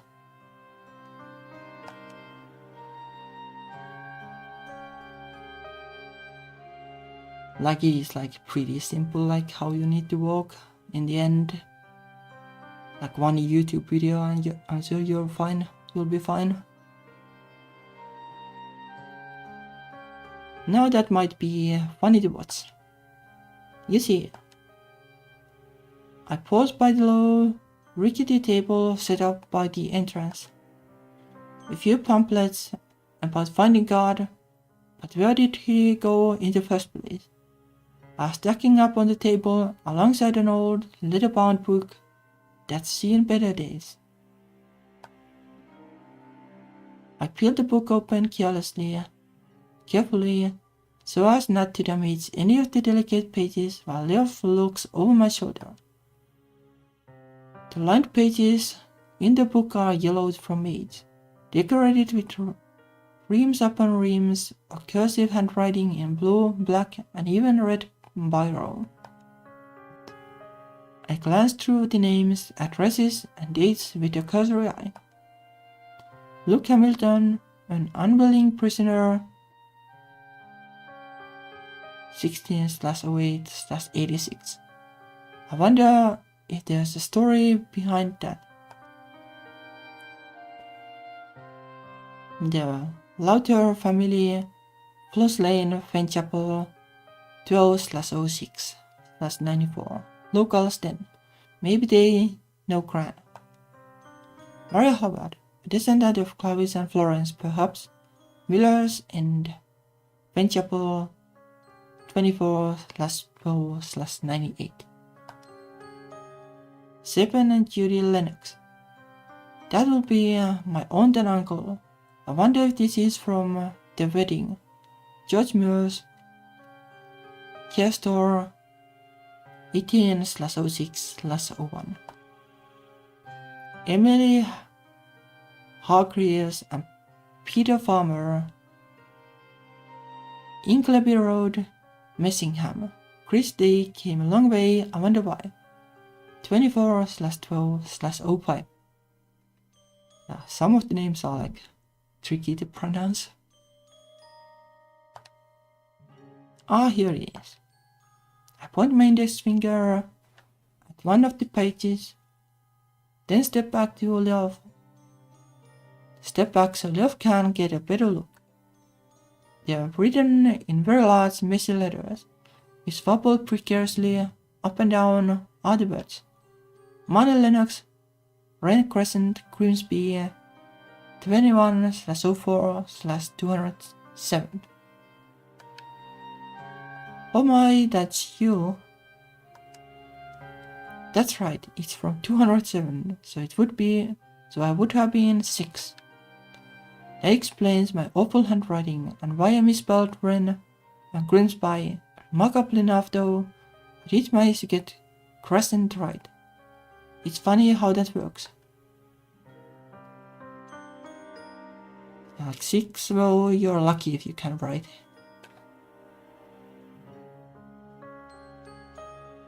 Like I think I was like able to read at the age of 6. Like I remember reading like Donald Duck or something like that.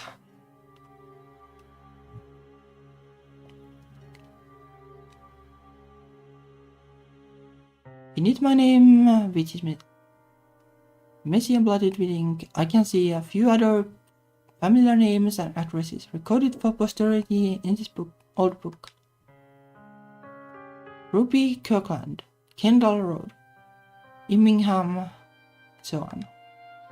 Per Kirkland, Kendall Road, Immingham. Ella Lennox, Ramblers Lane, Barton. David Lennox, Sets Close, Healing. Oliver Lennox, Sets Close, Healing. All my cousins have been immortalized down in this book. Uncle Allison's twins, and Uncle Stephen's daughter, and Uncle Jim's son. Ruby and Pearl are only 1 year older than me.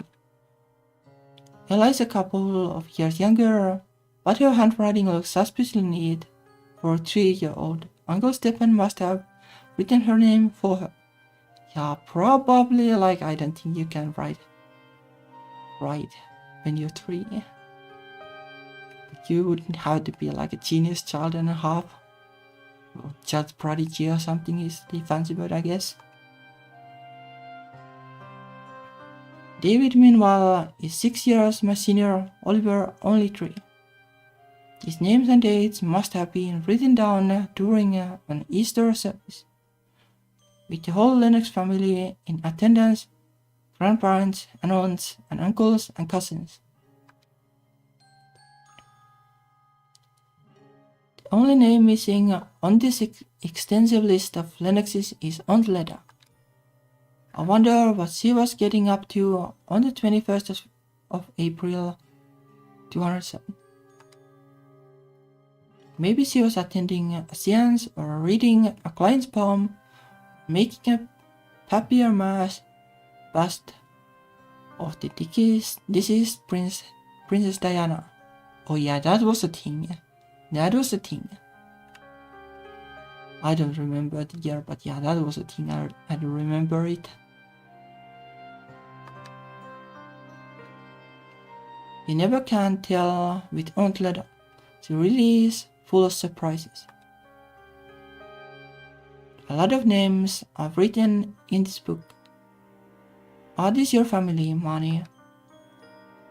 Only the ones on my dad's side of the family. You mean there's even more? Oh yeah, my mom's the youngest of four sisters. I wonder if that's why she fusses about appearances so much. Being the youngest of the 4 sisters must have been hard. Yeah, no idea. I'm the oldest.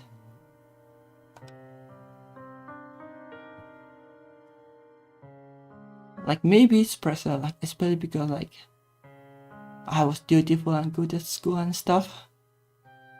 Like, I can see it being pressure.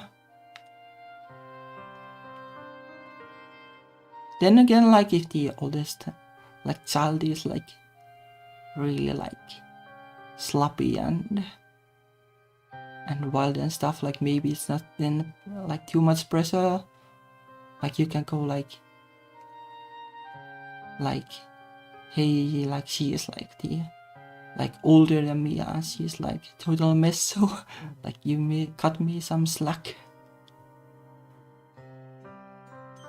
But not sure how it really works.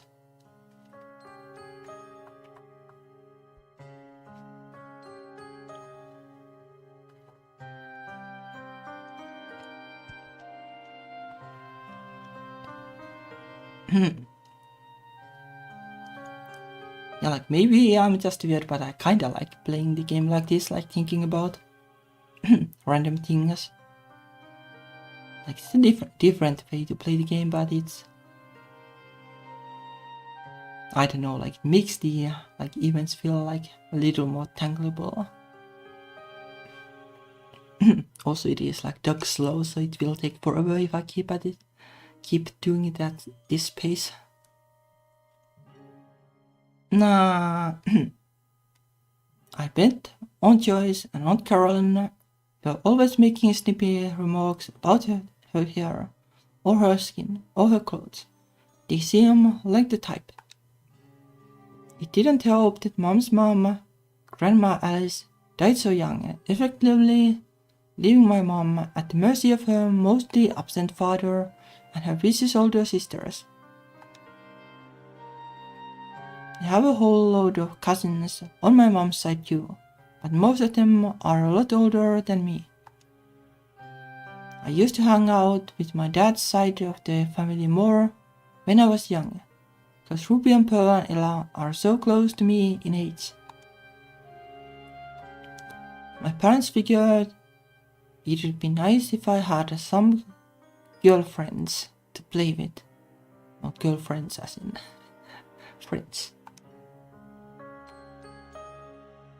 But I don't know if I was a very good playmate. Looking back on it, I was always bossing them around. Like you tried to keep me out of your bed yesterday. I had good reasons for that. Sleeping together isn't a commonly done thing unless you're what? I'm back away from love. Your curious eyes are so large, I'm afraid they are gonna swallow me whole. I cough awkwardly into my balled up fist. Yeah, well, just like so, like unless you hear something like it. Like, oh, just see it. Like, the church is the perfect place to say it, right? You know what? Forget it. Now that doesn't seem very fair. I cannot understand why you wish to keep your distance so, when I imagine you slept in the same bed as your cousins when you were younger. Sometimes, yeah, when Ruby and Pearl and Ella came to my house for sleepovers, but that's different. Why is it different? We are cousins, and we were like 8 years old at the time besides.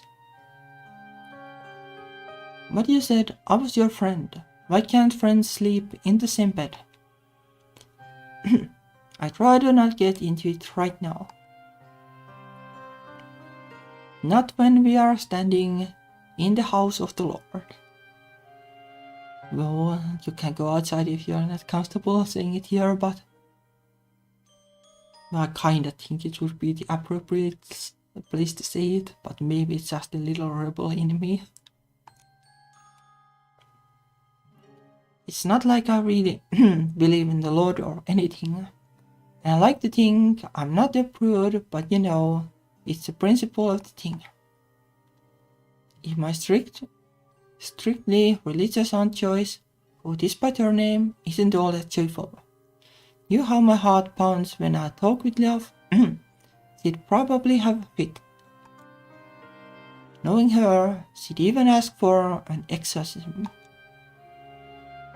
I'm just glad my own mom isn't religious. She used to go to church when she was younger, but I think Aunt Joyce's jealousness deterred her. Why don't we talk about something else? Well, if you insist. Yev looks a bit disappointed by my wishy-washy response, but at least she lets the subject drop. Thank God I don't have all that much faith in. You really do have a lot of cousins though. Do you still spend time with them? Not as much as I used to. We have gotten older, and we all have our own lives. But I guess we had fun together while it lasted. I used to play hide and seek with Ruby and Pearl and Ella in the woods, and we draw pictures together and make up stories. That sounds pretty like standard childhood. My stories were always grim and bloodthirsty, and I made Ella cry a couple of times. Yeah, that's not like super standard. I liked going to my grandparents' house when I was younger, cause it meant I could play with my cousins.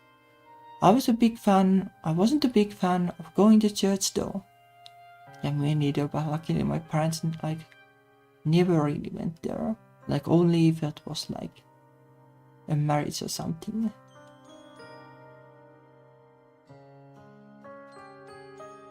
Like I don't think like maybe like we never like went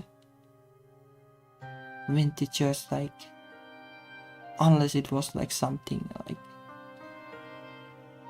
in marriage or something, or like other reason why to go. But there was like a whole like thing that like where you kinda had to like do church things to like be accepted into the church. Like when you were like in the primary school, which was indoctrinating or something, indoctrination, I guess, something of like people who hadn't like really gotten the time to like make a educated decision about that. Like I went through that and then then left the church like pretty soon after.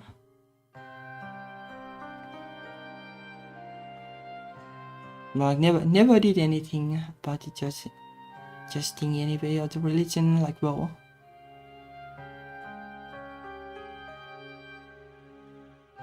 like I don't like sometime like really early into the primary school, like there was like some kind of thing that like one of the teachers was like talking about religion, and then like you could kind of see like that, but the teacher didn't like believe in it, so I was kind of like, okay, well, I guess religion is light and like that kind of thing, so I never really understood it.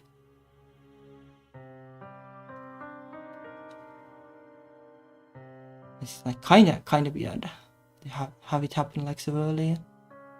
Also, like there were like other kind of like weird typical sort like scenarios. Like I remember like at one point like there was a priest or something like visit my parents or something, and like I was playing like solitaire with like cards or something, and like the priest was like something like that, like the playing cards are like the craft of the devil or something like that. I was like, ooh. Like my parents were also like when the priest left, like okay, yeah, that was a thing. So like, yeah, yeah, I have like weird experiences with religious people. I guess it kind of makes sense that I'm not into it. So also being gay and stuff, that doesn't help. Anyway, maybe Aunt Leda had the right idea. She always twisted her way out of these sermons, but she had no problem showing up when she was invited over for Sunday dinner.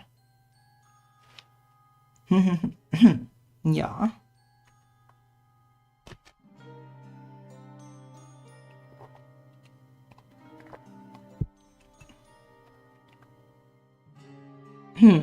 Well, I kind of get it though. Like for me, like Well, going to church is like, why would I go to church? Is like the church basically hates me. Like it's weird. It's kind of like the, like you know, like in, well, like basically like if you're like a vampire in some kind of story, and like you go to the church, like you will be struck by lightning or something. Like it's kind of like that kind of feeling. Like if they would like me to be struck by lightning, basically if I go to the church, like that is kind of what they believe in a way. So why go? So like maybe Aunt Leda is kind of like that. It really is a mystery.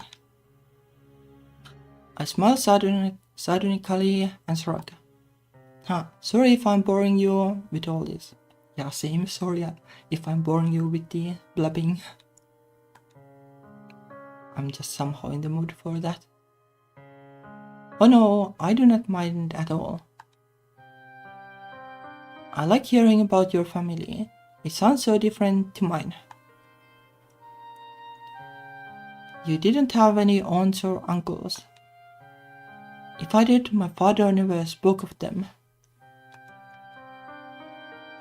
After my mother died, my father and my brother were all I had left. Now, however,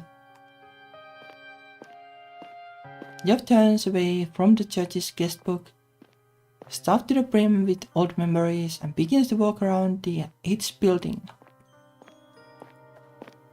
I meanwhile examine the old address book one last time. The book is almost a century old. The very first names recorded are of Penny and Stuart Smith, Villas Lane, Fenchapel, 1932. And it practically groans with the age beneath my fingers. Both generations of families are recorded within those yellowed pages. Great-grandmothers and grandfathers, husbands and children and grandchildren. Yeah, like if it's like before the Second World War, yeah, that is an old book. Some of the people who first put pen to paper in this old book must be dead by now. Other bodies buried in the graveyard around Fenchapel deep beneath the dirt. Part of me wants to check, but that sounds like a dismal treasure hunt. Doing that would depress me. It might be better to let sleeping memories lie. I close the book. I swear I can hear it groan with old age, and turn about, following Leof between the 2 rows of scuffed pews. Leof is standing still, staring up at the stained glass window. Her lips are pursed, one hand on her chest. She kind of looks like she's praying, but for what? I have no idea. Is she still thinking about her brother? Penny for your thoughts.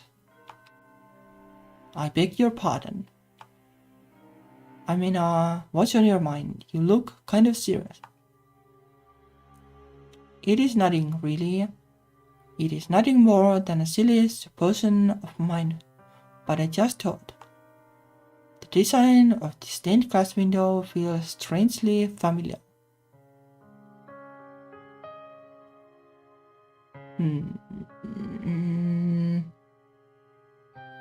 It's kinda hard to tell, like, is this basically the thing where like some guy is touching like somebody in the heaven, like their fingers doing the E.T. touch thing.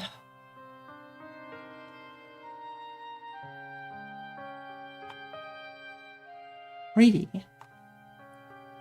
Examine the window, scanning the brightly colored glass for anything of note. Oh, they actually zoom in. Oh, it's kinda hard to still tell.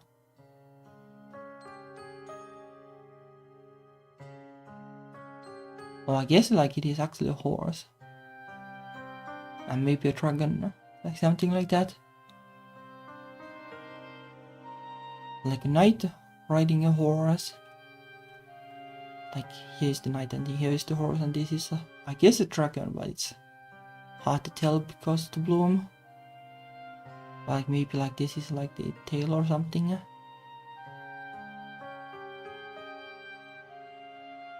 It's not like very like, at least like not in Finland terms, like very like churchy, stay in the class thingy. I wouldn't mind this, like this would be really cool, but usually they were like nodding like this, sadly.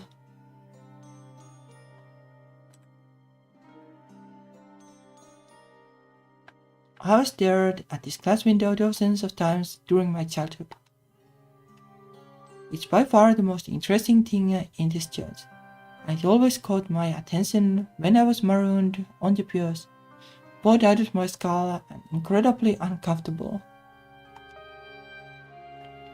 The design shows what appears to be a knight in silvery armor riding on a white horse, holding a spear above his head.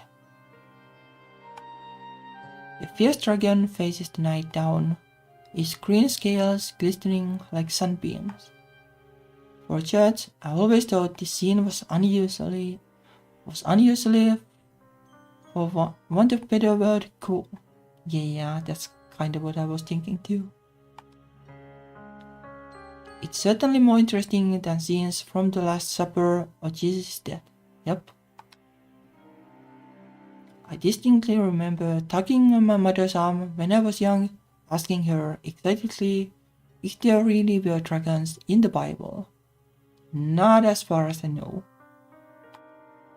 If so, the child of me oft pondered, I might actually read some of it. Spoilers, I never did.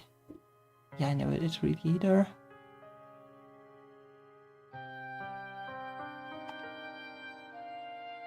Like back in the like we're doing the confirmation thingy or whatever. Like in those things, like bro, I read the apocalypse part of the Bible a little bit. Like that's all. But it was also like, yeah, not my thing. I don't just get it.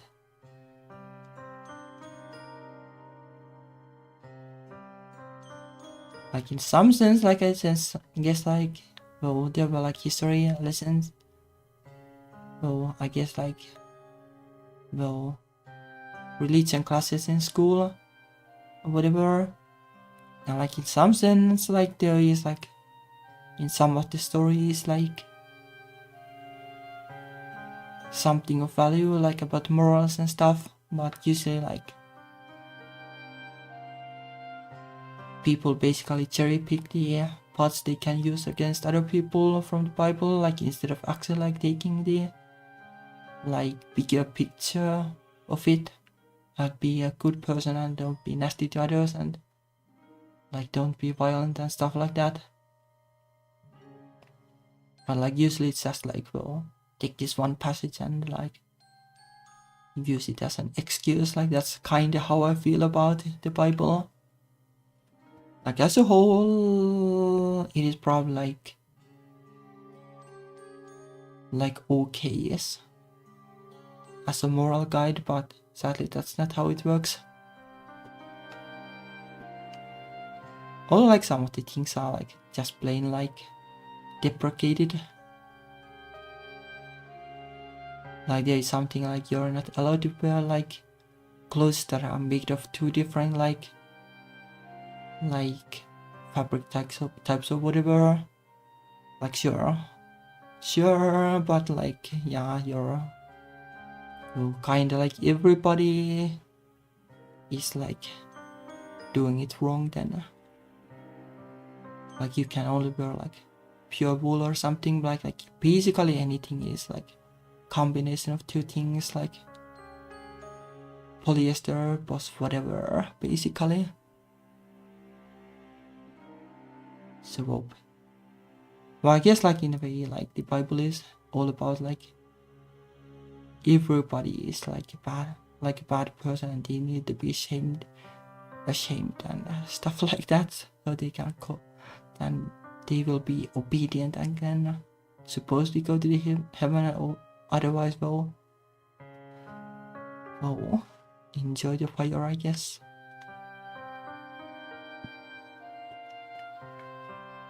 Well, my mind is at least though like, well, hell is probably where the party will be. If there is hell, but I don't think so. Anyway, yeah. Then what's this picture meant to mean? What story is it from? I'm not entirely sure, but I think it might be Saint George. I took this explanation at face value when my mother handed it to me, and I rattled it off and you to the curiously off. Saint George, who was that? Well, yeah, no idea if like even this was like a thing in the 800s. I don't know, some religious old guy probably, and he slayed this dragon. It sure looks like it.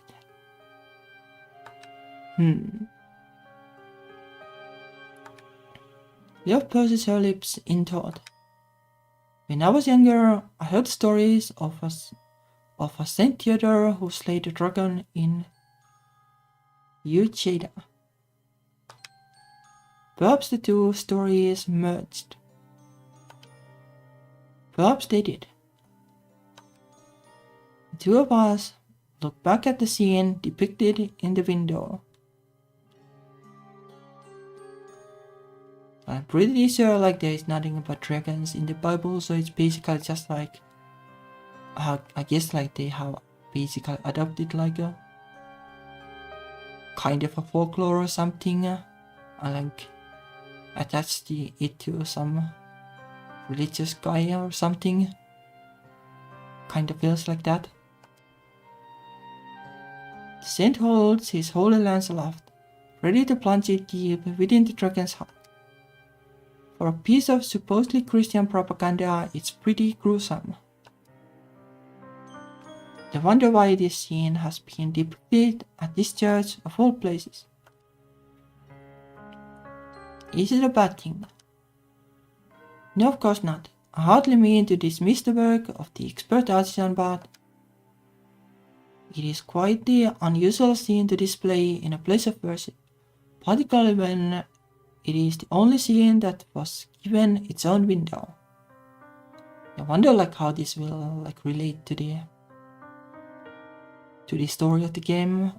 Like there is the forest that is enchanted, so like maybe there is a dragon there. Like maybe the voice that was talking to us was the dragon or something. Would be cool. I would be up for that. You'd think the craftsman would have chosen to depict a more well-known scene such as Jesus' birth or his death.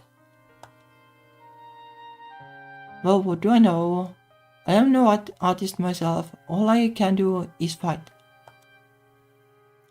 Maybe that is why this window speaks to me so. It might be my imagination, but that white horse looks just like my own Maponas.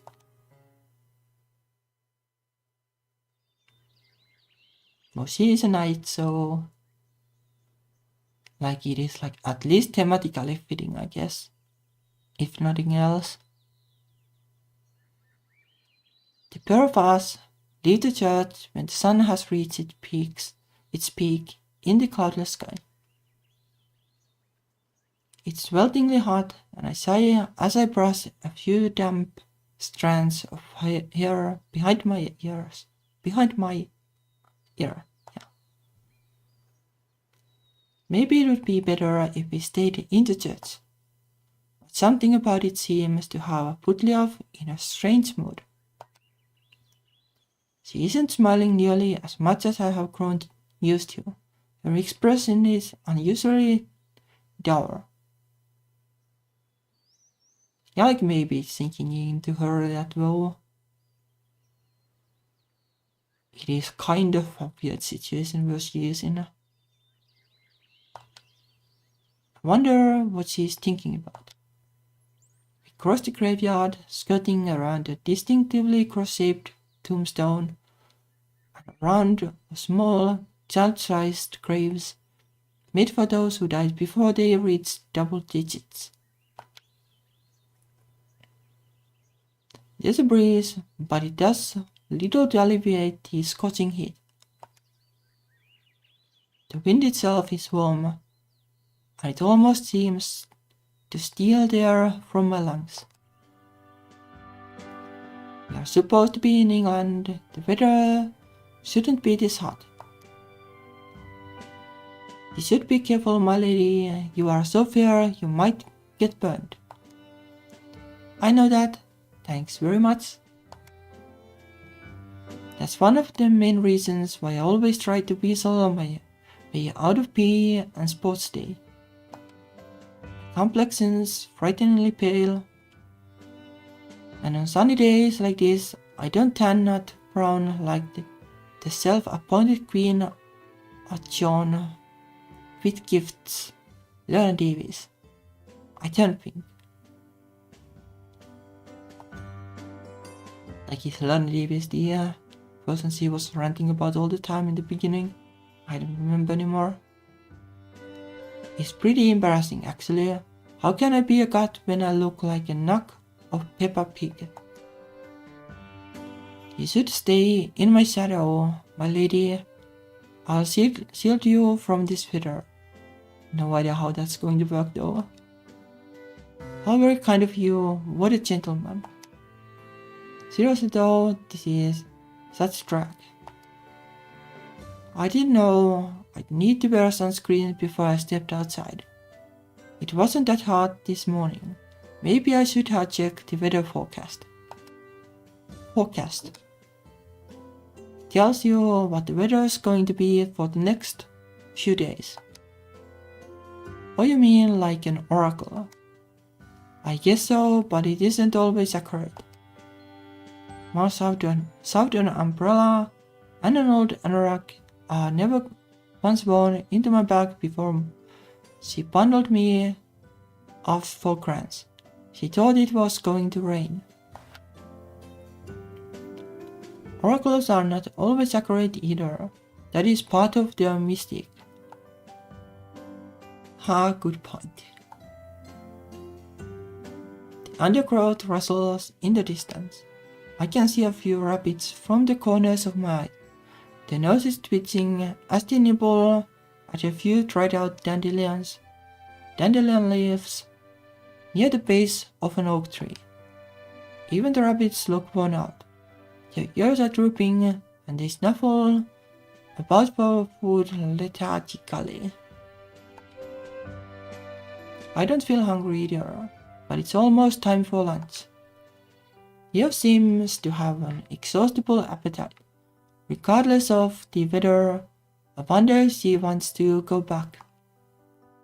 Perhaps the promise of homemade bread and thick slices of honeyed Wiltshire ham can shake her out of this funk.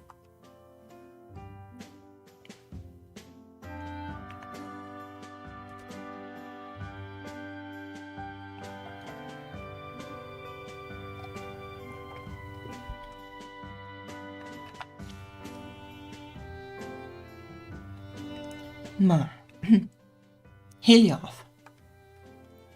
Turn to my companion, ready to ask her opinion, but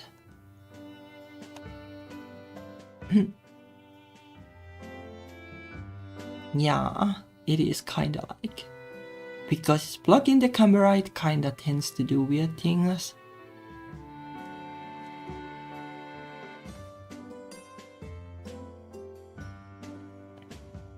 I guess like I could like try to like code it better, but well, maybe one day. The officer standing beside me instead She's a few paces back, next to the stone angel with half a face. Her eyes are wide and she's staring at something a little beyond my shoulder. What could she be looking at? What's wrong? You, behind you, I turn, but I can't see anything. There's just a few more lonely graves, half hidden behind the withered fruit and oak trees that line the churchyard. I frown. Is this going to turn into a pantomime routine? He's behind you. Oh no, he isn't. Oh yes, he is. I never really liked pantomimes, even when I was a kid. The slapstick comedy made me roll my eyes, and I thought the pantomime dames and their painted faces, stuffed shirts, and exaggerated mannerisms were unnerving. I don't think Leo's the sort who would play tricks on me though. She seems too earnest for that. What then is she seeing that I can't? I squint, trying to see beyond the sky and the trees and the midges hovering in the soupy air. My fingers find Grant's pendant, which is stashed inside my skirt pocket. Ah! The moment my fingers brush against the cool stone donut, I hiss. For some reason, the necklace feels incredibly cold. Pinpricks of ice embed themselves beneath my fingernails. I can feel them worming their way through my digits, the palms of my hands, up my arms. I'm almost tempted to believe this is a delusion, but no. When I raise my trembling hands to my face, I can see that the tips of my fingers are turning blue. What in the world? At the moment these surprised words fall from my lips. My, I'm surprised you discovered me so easily, though I suppose you had a bit of help. That curious necklace of yours seems to react to beings such as myself. And then, of course, there is your little companion to consider. I grit my teeth together. If I don't, I'm afraid they'll start chattering. I recognize that voice, though I can't locate the speaker. That's the voice I heard yesterday. Yes, indeed I am. We have met once before. It was not under very felicitous circumstances. It is a pleasure to see you again, dear. When I first heard this voice, I thought there were some annoying kid from Ventchapel trying to prank me, but now I know better. This is no joke. It must be magic. Yes, indeed, Ventchapel is a small village of little note, but its streets are imbued with mysterious powers. This girl, who should not be here, yet is proof enough of that. Enough of these riddles. Why don't you show yourself already? If you're so high and mighty, it's rude to talk to somebody while hiding your face.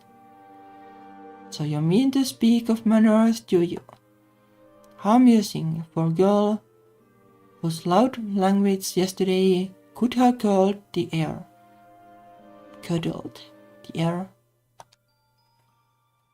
In case you hadn't noticed, I was lost. I wasn't exactly in the mood to play along with your stupid games. Oops, she's rude again. And maybe I am not in the mood to show you my face. As I am not a human, I am under no obligation to adhere to your so-called manners, but just this once. I suppose I can entertain you. I would not want you thinking I am a coward now, and I have nothing to hide.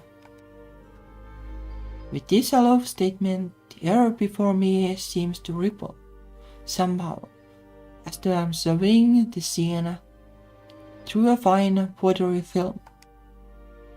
The trees that line the graveyard, and the scattered tombstones, and the bright blue sky, they all shift and mutate, wrenching themselves apart at the seams to reveal a woman. Interesting, this is not a turn I expected.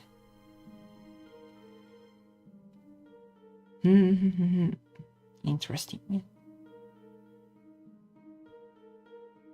Like the hood kinda makes you think like she's like a cultist or something, but hopefully not.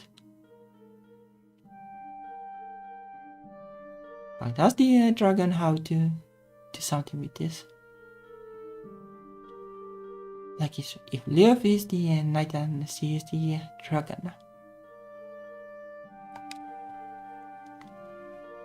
But it's like pretty wild guesses at this point.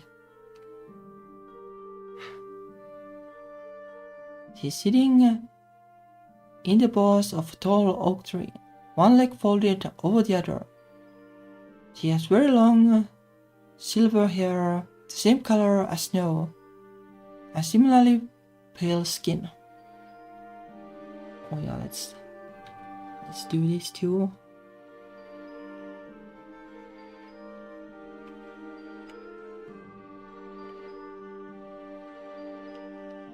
Let me see. Not like that. Oh, it's kinda hard to do much about.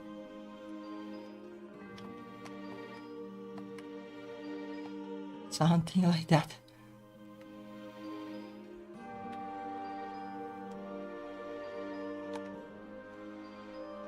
Her waist is skinned in by a laced cup corset, and her sleeves are fringed with black lace that look almost like a bird's feathers. Well, she's also goth, I guess. Her sleeves are so long they obscure her fingers, and she's wearing a hood on her face, pulled low so her eyes are lost in shadow.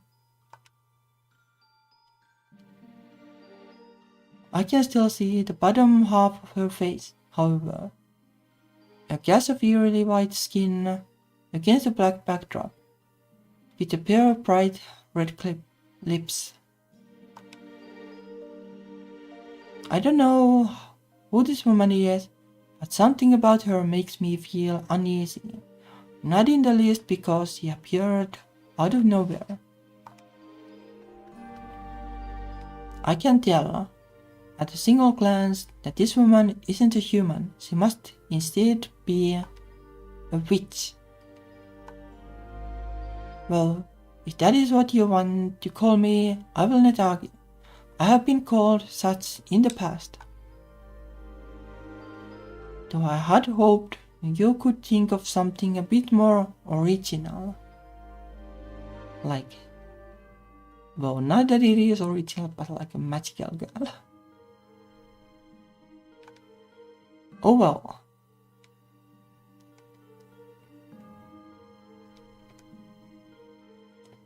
So like it is like a big ask to think of something original, like, yeah, I don't know. Like at this point, like everything is taken. Like it would be like comical in a sense if you came up with something like too original.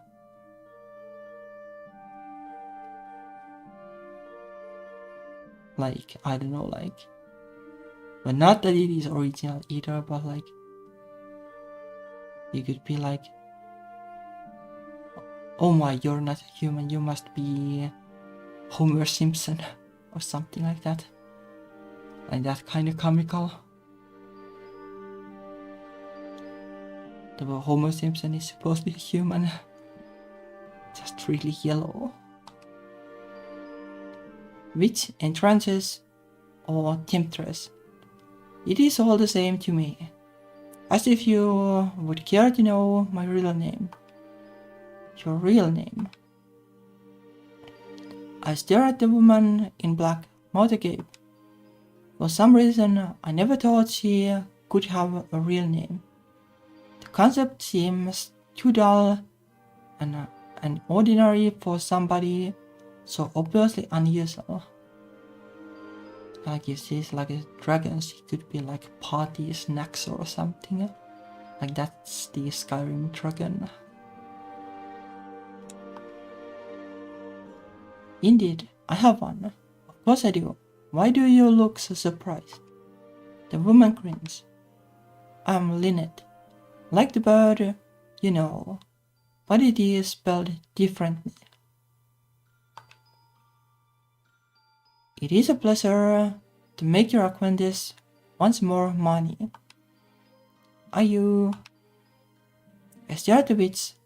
No, her name is Lynette, with blank surprise. What should I say to her? I have no idea. Well, like, for starters, like, oh, I'm sorry about being rude, like, yeah, sorry.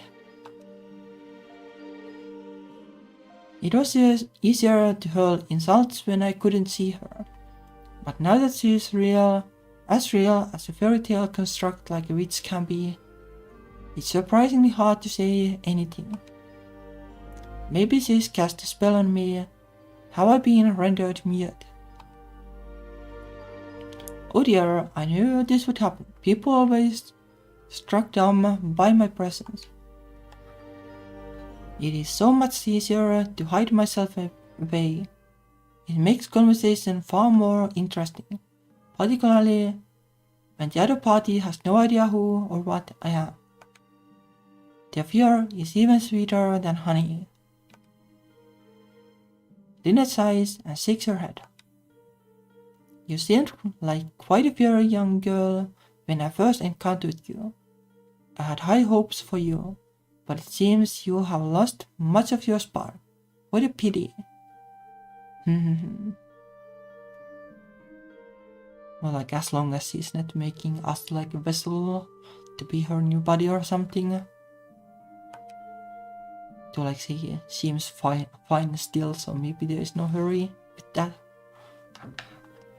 I only hope your companion will prove to be a more amusing diversion. Leo, did you say your name was? Leo stares at the witch silently. Since Lynette first appeared, she hasn't said a single word, but her expression is taut. I have never seen Leo pull such a face before. It takes me a few moments to place it. She looks angry. More like angry though, like we don't know for sure that she's like responsible for anything. So I guess like Cleo might know, but we don't know.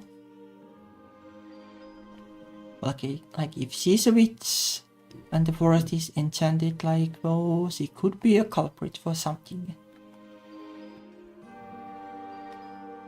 No, not just angry, incensed. Who are you, and how do you know what my name is? Do not tell me that you have been watching us. Okay, well I guess she doesn't know either. She's just angry for some reason. And what if I have? There is precious little to do in Finchapel, and I have been alive for needlessly long time. A woman such as myself must take her entertainment where she can. You are the most interesting thing that has happened in this dreary village for hundreds of years. Okay, so she lives in the village and not the forest, I guess. There could be the forest too, but I guess the forest is even more boring. So I guess it would make sense if she comes to the village instead. Why you? Those fingers reached the hilt of her sword. Okay, well, she is like really angry, not sure why. Though she's dressed in Aunt Lydia's cast of clothes, her sword answers her summons, all the same, appearing in her fingers with a flash of ghostly light. What a dirty, underhanded trick! I shall not forgive you for that. You have invaded my lady's privacy, and for that you shall pay. Yeah, I don't know, this sounds kind of like her brother now. Or shall I? How amusing. Lynette, for her part, doesn't look particularly unnerved by Leo's threats. She giggles. It has been hundreds of years, and yet you are still playing at being a knight. Do you not think you are a bit too old for all these pretenses? It was charming when you were young, but now you are not old. You should give it up before you embarrass yourself any further. I am not playing at being anything. I am a real knight, and it is my duty to protect my lady's honor. But what about me? Am I not a lady too?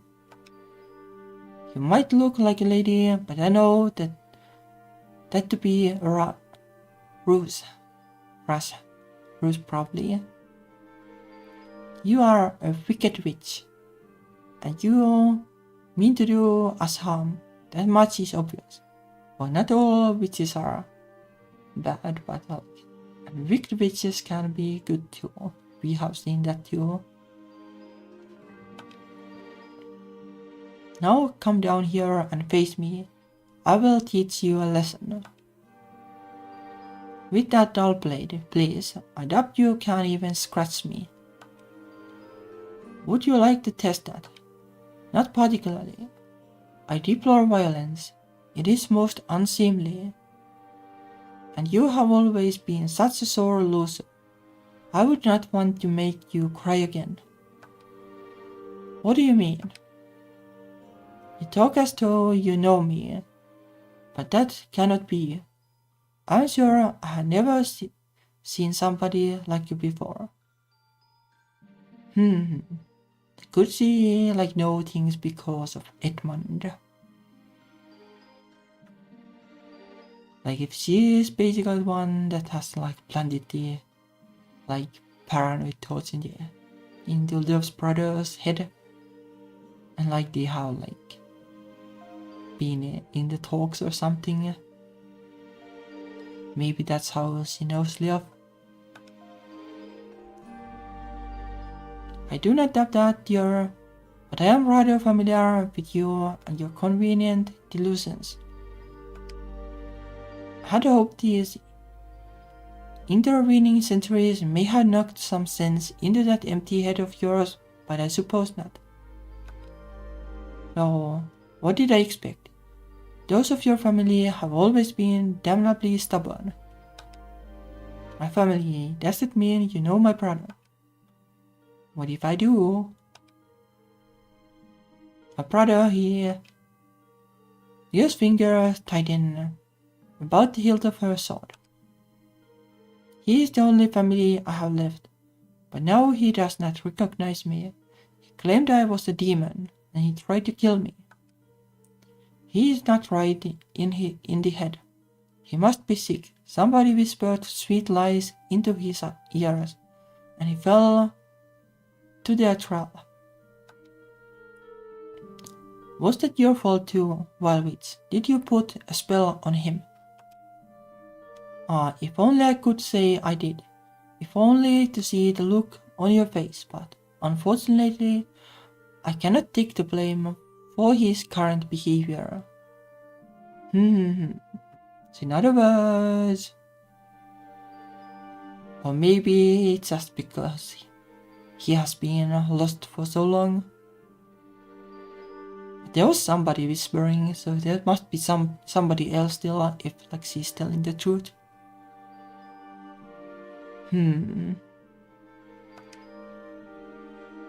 Your brother is cursed, yes, but it was not by my hand. Then who did it? It is not a case of who, but of what. This place has not been right for many centuries. A curse was cast upon this place more than 1,000 years ago, and its effects can still be felt to this day.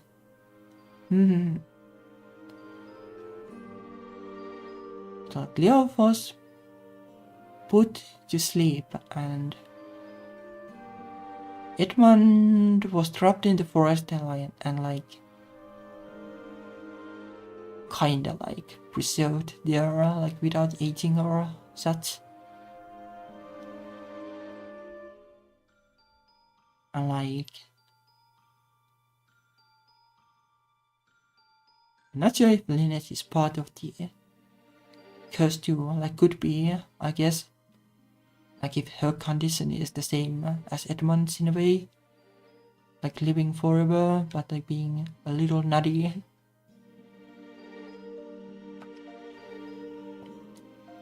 Dozens of lost souls, attracted by the dense magical energy in the air, have gathered in the nearby forest. They soon found themselves unable to live. Yeah, that's what we know. We cannot truly live, but we cannot die either. Tied to this village and the forest that surrounds it, we cannot even escape. So basically, she and Edmund are the same at least. We don't know for sure about Leah, but it could be. So like she is cursed too, I guess. All we can do is hope that somebody will put things right.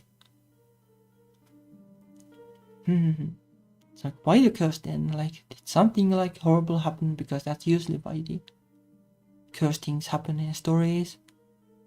All would kind of fit like Abiham's like reputation.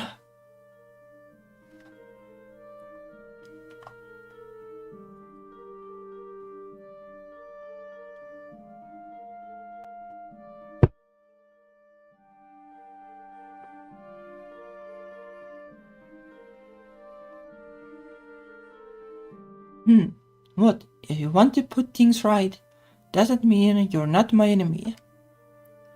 Indeed, you catch on rather quickly. Perhaps I was too quick to judge you. If only the same could be said for your friend. You shan't get anywhere by pointing your sword at me. Killing me will hardly bring your brother back. That may be so, but I have no reason to believe a single word you have said to me. For all I know, this could be an elaborate ruse. Well, that's kinda what Edmund said too, though.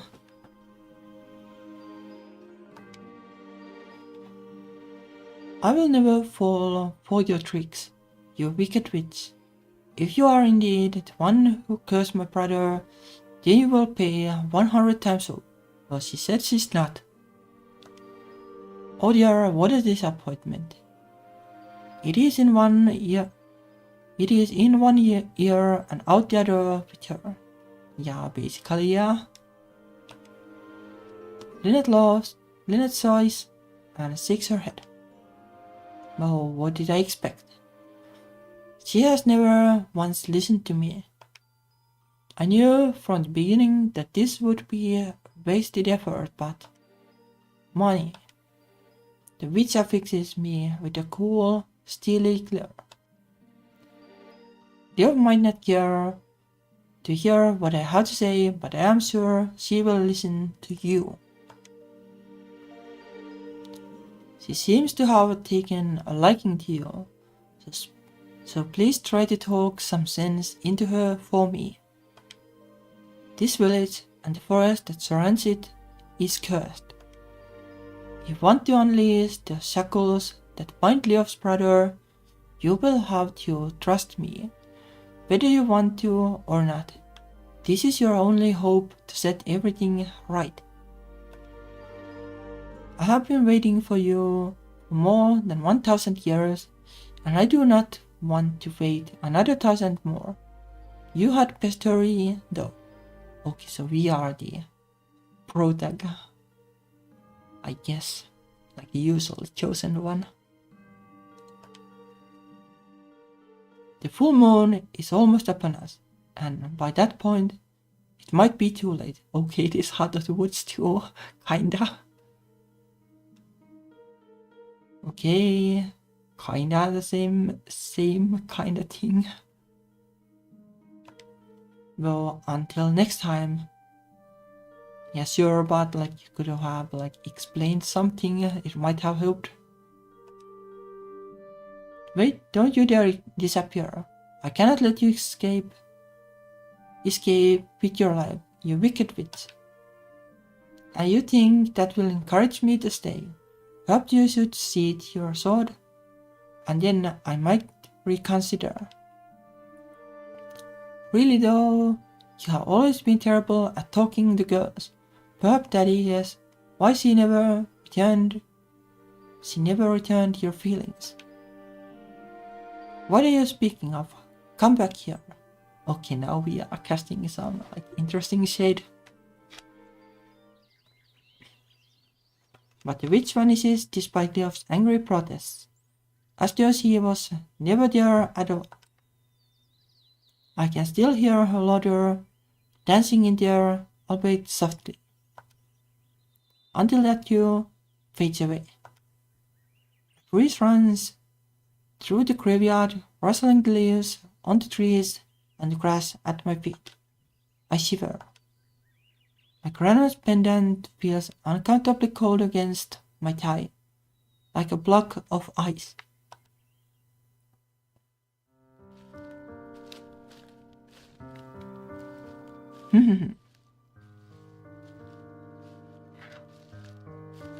Well, that was interesting, but maybe we'll call it a day here.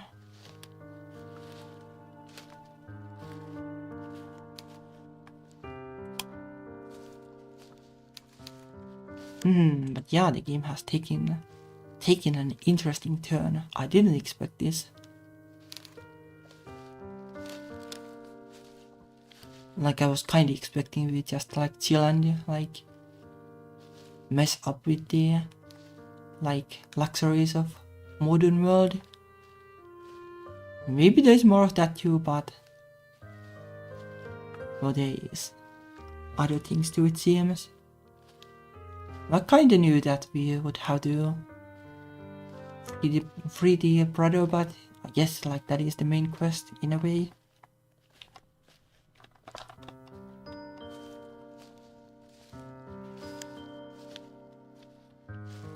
But yeah, seems interesting.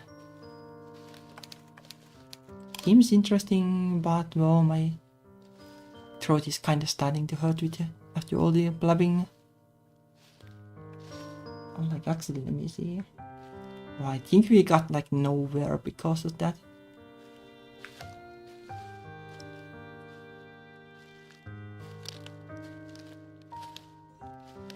Well, actually, we are like almost halfway through the game, I guess. Like 2,800 something out of 6,000. Okay. Well, we did make some progress, yeah. Not that much, but it was fun. Sorry about all the blabbing. It was fun. Thank you for watching, and like see you next week, I guess. Like I'll try to do some kind of like year recap stream somehow. I'm not sure like if I'll try to do it this like before the year ends, but who knows. Like the end of the year is kind of busy times for me, but yeah, I'll try my best. Anyway, thank you for watching and the comments and everything, and see you next week. Bye bye.